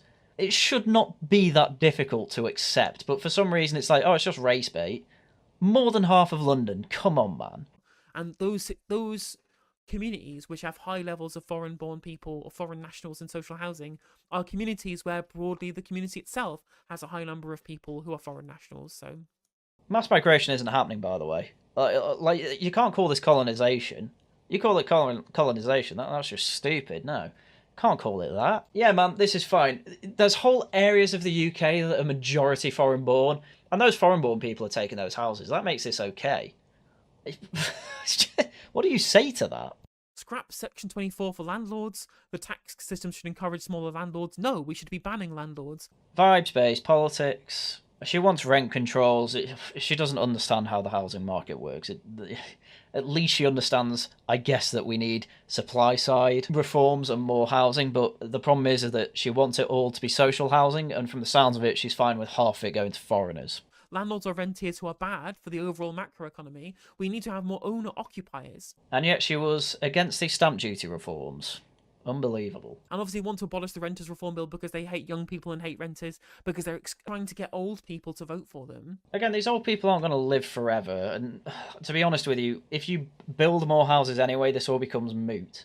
Like, oh no, there's going to be more landlords. Okay, if there's more landlords with a higher supply of housing, that will bring rents down. You know, in the Victorian period, large amounts of people were renting, more so than any time in the 20th century, by the way. It's only in World War I when, ironically, they brought in rent controls that the home ownership ideal of Britain actually started to grow, because rent controls basically do get rid of landlords. That's probably another reason she wants it, to be fair, but it actually reduces the amount of housing stock that they have, and so they also had a homelessness problem during World War One. And that was only a temporary measure as well. I think it only lasted for majority of the war, but in some places the rent controls continued until 89.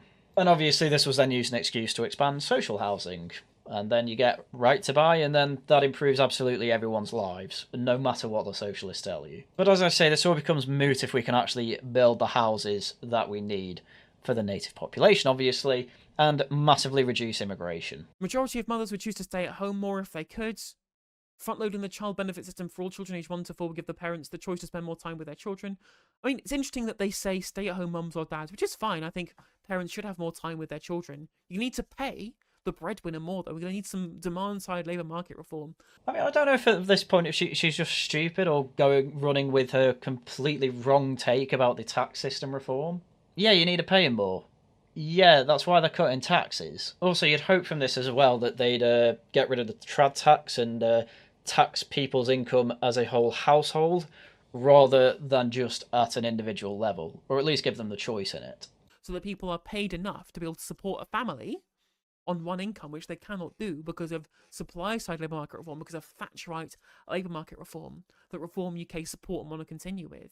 Wow, I can't believe growing businesses that want more employees will mean that wages rise. I can't believe that. Oh, what are big businesses constantly pushing for? Mass migration that reduces wages. Wow, who would have thunk? Child-friendly app-restricted smartphones, sure. And review the online safety bill, which bear is trash, just use a VPN. It's kind of funny. She's actually agreeing with a lot of this stuff, which I find really funny. I mean, I've also cut out quite a lot, but I'm skipping over quite a lot of the bits where she's agreeing. I'd say she's actually probably agreed with about half of this contract so far, which is really funny to say because the thumbnail was like, this is all conspiracy theory and austerity. And then as she's going through, it's just like, yeah, that's fine, that's fine, that's fine, that's good, that's fine. Oh, this stuff, I'm going to talk for half an hour about it. This is all vibes-based. She will forget everything that she has agreed with in this contract and instead just tell everyone, yeah, it's utter garbage because, oh, they're raising the tax threshold to £20,000. That only helps rich people, by the way. I don't understand how you can say that. Crumbling infrastructure. Now, this is where it actually gets okay. Just ignore everything I've been flying through that's been pretty good stuff. Like, this is way more vibes-based than I thought. I've seen No Justice's TikTok videos, and I always thought that she had a bit more substance to the things she says, but actually going through this video, no, it is literally all just vibes-based. I have been hoodwinked. I disagree with scrapping HS2. We need more high-speed rail. I would come around to agreeing if it didn't end up being nimbied into basically being one long tunnel and costing everyone an arm and a leg. The war on drivers is it's just nonsense. That's not true. Yeah, I live in Wales. Now, the war on drivers is absolutely true. Pretty much every piece of legislation that has to do with the roads or the highway code, it has been a disadvantage to motorists in one way or another. And then obviously it got very blatant with all these low traffic neighbourhoods where people were like burning the bollards and things like that. There's absolutely a war on motorists. Everyone can see it. Top Gear were talking about it in 2005, for God's sake. This is a very city versus rural issue, and it's very obvious when people have only lived in urban areas. Again, back to the mainstream conspiracy theory stuff, talking about, low traffic neighborhoods and 15-minute cities specifically. I mean, this only takes a quick Google to find out what these councils' plans were, and yeah, they were a bit mad. Some of them dress it up as like ULEZ zones. Manchester, for instance, they were having a plan that was a bit like ULEZ, where if you went from one borough to another, you'd be charged. And they wanted it to be like, oh, but it's a low emission thing. If you use an electric car or something, it's fine. But obviously not everyone can afford these sorts of things, and it's just obvious that these things are coming in. And luckily, there was enough pushback where it's now on indefinite review. And they invested the money better into a better bus service. So, yeah, well done. That's what we want more than anything. This is a massive problem in Wales. They have a war on motorists and are offering absolutely no alternative with public transport. Buses come down my road every 2 hours. I have to drive. This is part of their World Economic Forum plot to try and get you out of your car. And we should get people out of their cars because it's bad for the environment and it's expensive and it uses up fuel. Okay, so we've gone from it's not happening to I wish it was happening. I'm now just going to skip right to it is happening and it's a good thing. Because the government did a review on the thing and it basically said, yeah, it works by lowering traffic, but local people don't like it. And that's all Reform is saying. It's like, we know you don't like it, so we're going to do a review on it, and give you and your area the choice of whether you have it or not, rather than just having it brought down upon you by the council whether you like it or not. Like, this stuff is happening. I don't understand why you're trying to deny it. This is just open now. Like, oh, it was a conspiracy theory during COVID. Yeah, you need to update your programming. There's been a review into it. That's how real it is. Low traffic neighborhoods are good for pedestrians, they're good for businesses, they're good for air quality. No, these aren't supposed to be for cars, they're for people. Get rid of the cars. I love it. She did it in real time. It went from it's not happening, oh, it'd be good if it is, oh, actually, no, they're really good if they are. Like, it's a good thing this is happening. There's no war on cars, by the way, but they're getting rid of the cars, and I'm really happy about that. Totally vibes-based. One thing that is good is this policy right here. Tighter regulation and a new ownership model for critical infrastructure. The British taxpayer needs to be in control of Britain's utilities. No, this is one thing I completely disagree with. One thing I don't like, to be fair, is if they are foreign-owned utilities, I'd say, yeah, I'd be on board with that. But if they're owned by British nationals, I don't have any problem with them owning it. Privatisation in almost every industry, even with quote-unquote natural monopolies, there's just a history of privatisation works. Water, massive success story. Energy was a success story, then we put a market cap in. Price cap in, sorry. Rails, man, we had like 5 years of privatisation. You never saw more private investment going into it, and an improvement on nearly every single aspect of rail travel. But then Tony Blair came in. There was one big crash. The private company got absolutely bollocked for it. But what did Tony Blair do? Oh, we need to make national rail. And now if you say that the rails are privatised, you're a bit of an idiot. No, the rails are owned by the government and they lease them out to private contractors. If we are saying that the rails are privatised, then the NHS is privatised. Nowhere near to the same degree, by the way, but that's what we should say. So privatisation, good, but I do have sympathy for bringing half of a utility company under the public domain if they are foreign owned. Launch a new model that brings 50% of each utility into public ownership. The other 50% will be owned by UK pension funds, benefiting from new expertise and better management. We will ensure standing charges are capped to help low users and pensioners. Now, this is good. I like these plans a lot. 50% by 50% is a good way of doing it. It's just how Botswana deal with their diamond mines. They are 50% state-owned. The issue, of course, is this just new infrastructure? Is this new infrastructure projects? Is this nationalising old utilities like water and energy? Because I notice in the costings here, it says £25 billion worth of savings one-off and £5 billion per year. So I'm assuming they're not nationalising any existing utilities. It's just going to be new utilities that get created, which, of course, we'll see how much of that actually gets built. I mean, I suppose that's a fair point to bring up as well. This does look like it's just going to be new utilities. But even then, though, everyone says, why haven't any new reservoirs been built by the water companies? Basically because it's illegal to. Why are they selling the old ones off? Because the infrastructure's not what it used to be, and it probably ended up being better to sell it off than to try and pay to maintain it. And I expect that they thought that, oh, building a reservoir, no one would be against that. And then most councils were. Because most councils are run by idiots. The Green Party. But I suppose that stuff will come under planning reform, so you'll probably see improvements in those utilities as well anyway. Anyway, she goes on to say that she basically agrees with everything in the farming section, apart from the net zero thing. Then interestingly says this. I don't really care about the fishing industry. I mean, you ruined it with Brexit. I just find that a really weird thing to say. I don't care about the fishing industry, but I do care about it in the way that you ruined it with Brexit. Okay, well then find out what their post-Brexit plan is, I guess. Otherwise, just don't say anything at all. Constitutional reform. Leave the European Convention on Human Rights. Terrible. Again, we will take away your rights, but we will also take away somebody else's rights. So you like this? Do you want to cut your nose off to spite your face? I'm not going to lie, but the Convention of Human Rights seems a bit pointless anyway. I know Count Dankula made an appeal to the ECHR due to his Nazi pug case. However, they didn't do anything about it. So from my obviously anecdotal evidence, the ECHR does absolutely nothing for me while at the same time doing absolutely everything for foreigners. Yeah, I'm quite happy to cut that non-existent nose off to spite my face. I mean, the idea that we can't have human rights unless we're in this ECHR is just nuts anyway. Do we not have human rights before then? Is that a very new and modern thing? No, obviously not. Reforming the House of Lords is good. Postal voting reform is not leading to electoral fraud. This is stupid Trumpian conspiracy theory nonsense. I believe postal voting was looked into once by the Tories, but it got dropped before they actually came to any sort of conclusion, so we can't actually definitively say one way or the other. However, if you are going to cheat in an election, I think postal voting would be the way to go. I nearly cheated in the Brexit referendum, by the way, because I was in Scotland. My postal vote came too late. I was already in Scotland by the time. I asked my friend to... I was going to vote Remain, by the way. But then he said he needs to sign my name, and I said, oh, don't do that. It's illegal. But I think a lot of people, wouldn't find it too difficult to forge signatures like that. So, as I say, logically, it is the way to go via electoral fraud. To say there is none at all, we don't have any conclusive evidence one way or the other. Either way, I don't have an issue with them clamping down on it. If you are able to walk and can go to a polling station, there is no reason for you to have a postal vote.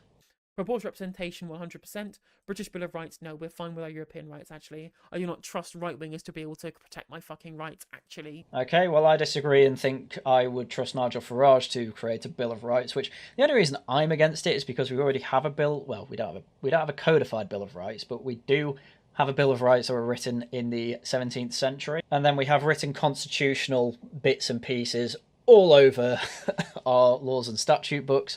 They're just not being enforced properly. So I don't see a point in a Bill of Rights beyond codifying what we already have. But it's just mental to me. I trust this big, faceless European collective to protect my rights more than my own government, which I actually directly vote for. I mean, again, it's just politics of vibes. I don't like Nigel Farage, but I reckon if Jeremy Corbyn was saying leave the ECHR and make a Bill of Rights, she'd be totally on board with that. Which, to be fair to her, I'm directly vice versa. I would not trust Jeremy Corbyn to protect my rights. Reclaiming Britain. Now, this is where things get weird, okay? Reaffirm British sovereignty. Reject the influence of the World Economic Forum. I called it, chat. I called it. I mean, just to skip all her going on about it, I'm generally on the same side of it as World Economic Forum is just this big old, effectively yearly party for rich people and governments, politicians, to pat themselves on the back. Realistically, if you got rid of the World Economic Forum, I don't think policy would be any different to how it is now. I still think they'd be constantly trying to lean left on a lot of cultural issues, while at the same time doing the bidding of the mega corporations. The World Economic Forum is pretty much non-existent when it comes to influencing policy. They just tend to write about the policy that is likely to be coming in place a bit in advance. But to be honest, I take this more of they are rejecting that worldview more than being serious about rejecting the World Economic Forum in any particularly tangible way. Reject the World Health Organization pandemic treaty. Again, do you want to make us more exposed to future pandemics, I guess? Obviously, they want to cut a bunch of provision from the healthcare service, which is why we're in the mess with the pandemic currently, because austerity cuts. I mean, that is a wild thing to say. NHS budget went up massively during the pandemic for obvious reasons. And then obviously it came down a bit after because we were no longer in a pandemic, but funding was still going up and up and up and up. Saying healthcare took any cuts is ridiculous. Healthcare has never been cut under the Tories in this country. And for God's sake, do you not think we can have our own pandemic plan without the influence of the WHO? You know, it's headed by Marxists. The guy who is at the head of it is an open Marxist. And their suggestion was basically copy China, so most countries did. What happened in the end? Countries that didn't do that fared pretty well anyway, and to be honest with you, we probably would have been better not locking down for as long as we did, but obviously you wanted longer lockdowns, so what are we supposed to do? Not following the WHO is probably a good idea. It is basically a waste of money. There is no reason that we can't have better healthcare policy outside of the WHO. So, whatever. Opposing central bank digital currencies, we oppose a cashless society. Now, I understand, right? The CBDC stuff is basically a conspiracy theory at this point, but I do understand people's concerns about moving to cashless society. Fine, it's red meat for them. Carry on. Because honestly, anything brought up by right-wingers is a conspiracy theory to no justice. I have no idea about CBDC. I haven't looked into it. I do expect that there are probably news articles out there of central bank commissioners saying that, yeah, this would be a good idea to move towards. That's good enough for people to go, wow, this is probably going to be real. Because all this has to start somewhere. The Equalities Act requires discrimination in the name of positive action. No, it doesn't. These things really don't take long to find, so I want you to bear in mind the job title for this part of the description is Assistant Producer for Audio North Classical Music. Right, This role is advertised as part of our BBC Extend programme for disabled people. To apply for this role, you should identify, which is already a really bad sign, you should identify as deaf for an Audio North assistant producer role, disabled or neurodivergent, and must meet either the definition of disability in the Equality Act 2010 or in the Northern Ireland equivalent. So you might say, oh, well, this is positive discrimination for disabled people, what's your issue? I mean, why you would hire a deaf person for an assistant producer of Audio North for classical music, I don't know. But I've said this many times. When I was looking for jobs at the BBC, when I had dreams of being properly in the mainstream media, I couldn't apply for any jobs because I was white. And these are not hard to find either. But the BBC actually cited the Equality Act to justify that sort of thing. It's been forced to defend itself after it posted a BAME-only job opportunity on its website. Conservative MP, not Conservative anymore, Andrew Bridgen, criticised the BBC for not supporting those most in need of a leg up and most struggling in our education system. But the BBC said the 12-month trainee broadcast journalist job is legal under the Equality Act. The BBC spokesperson said, this is not a job but simply a training and development opportunity. This training scheme is designed as a positive action scheme to address an identified underrepresentation of people from ethnic minority backgrounds in certain roles. Such schemes are allowed under the Equality Act and we are proud to be taking part. So it's amazing. 2 minutes, literally 2 minutes of searching, and already you can find an example where the Equality Act is cited for positive discrimination. It does happen.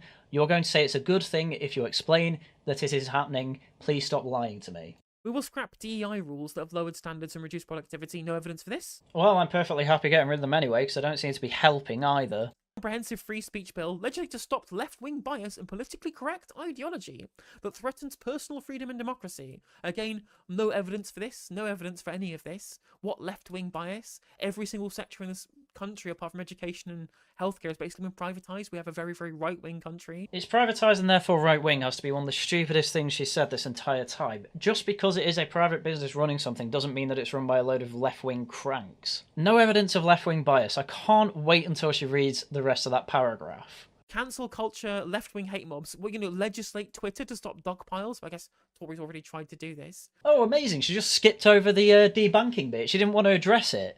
Oh, there's no evidence of our private companies having a left-wing bias or anything. They only debanked Nigel Farage and then he couldn't find a bank anywhere else until he kicked up enough of righteous fuss to actually get it reinstated.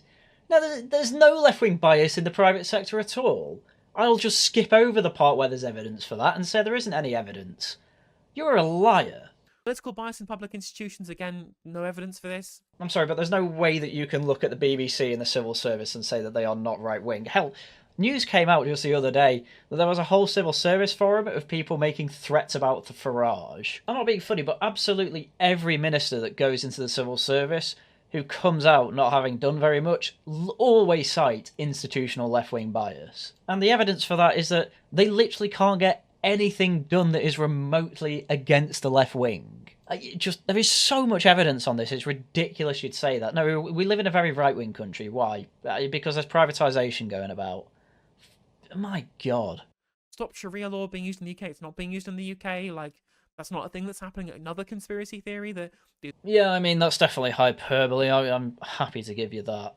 The Muslims are coming over here to great replace you and then to change our law to Sharia law. Absolute nonsense conspiracy bullshit. I mean, I suppose to be fair on this, even the BBC 12 years ago were reporting on this, and as far as I'm aware, there's at least not been any high-profile cases of stopping things like this. Could be wrong on it, but anyway, the use of Sharia or Islamic religious law is growing in Britain. Again, this was 2012. Thousands of Muslims using it to settle disputes each year, but women's groups and some others are objecting. An estimated 85 Sharia councils could be operating in Britain, according to a 2009 report by the think tank Civitas. Several bodies, like the Islamic Sharia Council, have seen large increases in their cases in the past 5 years. Our cases have easily more than tripled over the past 3 to 5 years.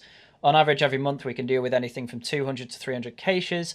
A few years ago, it was just a small fraction of that. Again, this was 12 years ago, and as far as I'm aware, there's not actually been much done to actually stop these types of things. They just seem to be reported on less. So again, yeah, sure, it's not a huge problem, but this is definitely a result of colonisation. But if reform gets in and it turns out it's already dealt with, well done Tories. If not, then fine, I'm happy with them stopping these Sharia courts and getting rid of the British Sharia Council. No more debanking. I mean, it depends. Debanking for political reasons, like the man who was gotten rid of from Halifax, that's fair enough. Debanking because you as a rich person like Nigel Farage fell under the financial viability for your account at Coots. It's not the same thing. If you That turned out not to be true. I did a whole video on this. Nigel Farage used freedom of information or whatever it was. I think it's something different because it's a private corporation, but managed to get all the information they had on him. At no point did they actually say we're debanking him because of the threshold. And that would in fact be quite unreasonable because obviously he's been a customer for quite a few years and he's gone under it before and he's gone up above it before and it's probably going to happen again. Basically, what you have done is fallen for NatWest's propaganda there. And in fact, if you actually read the whole of the document that was to do with his debanking scandal straight from Coots, you will know that actually it was entirely a politically based attack. I'm not sure what she's referencing with the Halifax debanking scandal, but yeah, it's fine to not debank genuine enemies or say terrorists of Britain, but the fact that you fell for the Nigel Farage actually didn't have enough money to stay at Coots nonsense, yeah. Your politics is entirely vibes based, and now I understand why you're voting Green. don't have enough money invested in Coots who require £3 million worth of assets stored with them. I mean, she goes on about that whole nonsense for ages, but if that was the genuine reason, why did they offer him his account back? And why did Alison Rose, who was head of NatWest Group of this decision, divulge to a BBC journalist that actually, no, that wasn't the reason. It was because of his political views. And why did the 70-odd page dossier on him have basically nothing related to the amount of assets that he had with Coots? Yeah, what you have done for is completely swallowed this nonsense story and somehow ignored everything that happened after it. I don't know how the hell you managed that. They offered you a NatWest account that normal proles can use, Nigel, and you turned it down. You turned down the Prowell Bank because you're too posh for it. You wanted your swanky, exclusive, high-ticket, posh person's bank, and you couldn't deal with the idea that you had to share a bank with the undesirables like NatWest, who own Coots anyway. Because he's pathetic. He's a pathetic little man-child. I thought I'd let that bit play out because this is very much the kind of reverse snobbery that we're seeing an awful lot these days, where it's almost higher status to seem like you're working class. Whereas I'm not being funny. It's clear that you don't know the details of this entire case. No, yeah, he was originally offered a normie NatWest bank, but you're saying, why would I bother with that? You've debanked me for spurious reasons the first time round. Why would I trust you a second time? He was then offered his Coots account back, but you appear to have completely missed this part of the event, and I don't know how. It was like famous that it was a total victory for Farage. He got the person whose overall decision it was fired, and then he got his account offered back. Like, this was total Farage victory. He was then saying that he's making a database of people who have been debanked, the official reason for it, I should say, and which bank it was with. I don't know what he's done with that. I'm still waiting for a result. But honestly, if it's meant that when he's in power, he can deal with these banks, then yeah, that's obviously damn good. But my God, I even know normies that don't like Farage that agree that the debanking scandal was absolutely ridiculous against him. How have far leftists... Literally, that scandal was going on for weeks. How did you only pick up the very start and one minute detail in the very middle of that event? How did you miss the ending where he had total victory? Commence reform of the BBC. It's institutionally biased. Yeah, to the right. We have evidence they're institutionally biased. They literally did an internal audit showing that economic output is biased to the right. Oh my God, I love it. I love it. They did an audit. Economic bias was right-wing. That's only if you accept that Keynesianism's right-wing, which I don't. But then what about the cultural side? Because that's the side that people only really care about. The economic debate has already been won. People don't really need to talk about it anymore. It's just unfortunate that governments are still going quite neo-Keynesianism on all this sort of thing, or post-Keynesianism, I should say. But you had what? Emily Maitlis coming out saying, oh, they're all right-wing, and then pretty much everyone was saying, what the hell are you talking about? And all left-wingers were saying, oh my God, evidence, one person said it. When all you have to look at is literally everything else with the institutions say, yeah, that's definitely left-wing. And one thing I love is that when it comes to the licence fee, it's left-wingers saying, no, don't get rid of it, we need our beloved BBC, and right-wingers saying, yeah, put it to the market, see how it goes. I don't really care if it gets destroyed or not. If they were really biased to the right, right-wingers would obviously love it. Just, what a ridiculous thing to say. By framing government debt as being bad. That's an internal assessment of the BBC's own economic coverage. You think government's debt's good? a bit of government debt's good, but when it's going up and up and up and up and constantly going up, and it's got to 100% of GDP, what, you think that's good? I did this with the Richard Murphy videos, but the only time that debt to GDP ratio ever went above 100% was in times of war.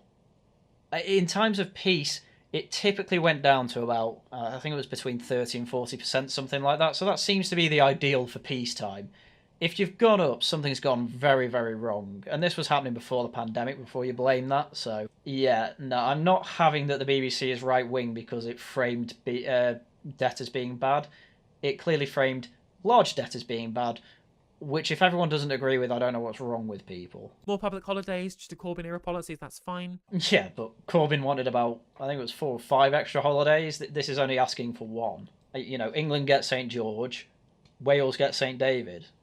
Like, that's 1 extra one. It's hardly Corbyn-era politics. But yes, I'm fine with the extra bank holiday that Northern Ireland and Scotland enjoy. So, yeah, fine. Anti-corruption unit is also fine. We do have too much corruption. It's absolutely fine. And that's it. So, yeah, she agreed with, like, probably ended up being about 60% of that manifesto, by the way. She was saying an awful lot of that. Yeah, good, fine, let's move on. And then the stuff she didn't read, if she actually read into it, she'd probably be fine with. So it's just quite amazing to me that, reform actually does seem to have, even with leftists, a somewhat popular policy platform, but my God, you defend British values, you have a patriotic curriculum, which, to be fair, I do think is a cringe way of putting it, and all these other things that are effectively just, all she had was NPC reactions to an awful lot of the actual right-wing policies in this manifesto or contract. And then a lot of it, especially the debanking one, that was the real self-report, is just, I don't like Farage, I'm going to lie about him. And her economic understanding is, again, she seems to get some fundamentals, but my God, there's a lot to be desired. There's no way I can call you economically literate if you are in favour of rent controls. Anyway, obviously this was also partially a springboard for me to talk about the reform contract, but if you want to hear a lot more of me talking about the reform contract, please visit the link below to watch our Worcester Club stream on it. We all very much enjoyed it. And as I say, it pretty much convinced me to vote reform, so that's what I'll do. And obviously, as I always say, please vote reform if there are no other based candidates in your area, but if there are, take your pick of them, take a look at them, even if they're independent. Just vote for the most based person. That's all you have to do. You don't have to be completely anti-Tory because, as always, they do have decent people in the Tory party. And, they're going to be absolutely punished anyway. So if you're going to punish them, make sure you punish them to the right. Don't punish them to the left, which is what an awful lot of people seem to want. And I do not trust them. Right, anyway, with that, that's everything I had for you today. So tonight it's Tosh Newscast. It's going to be a lot of election coverage as usual. Tomorrow it's regional variations with tailed feature. And then I should probably get one more video out this week. I'm not sure, but if I don't, I gave you 2 hours here. Like, you're just greedy if you want more, to be honest. Anyway, with that, that is everything I had for you today. So once again, thank you very much for watching. And until next time, goodbye.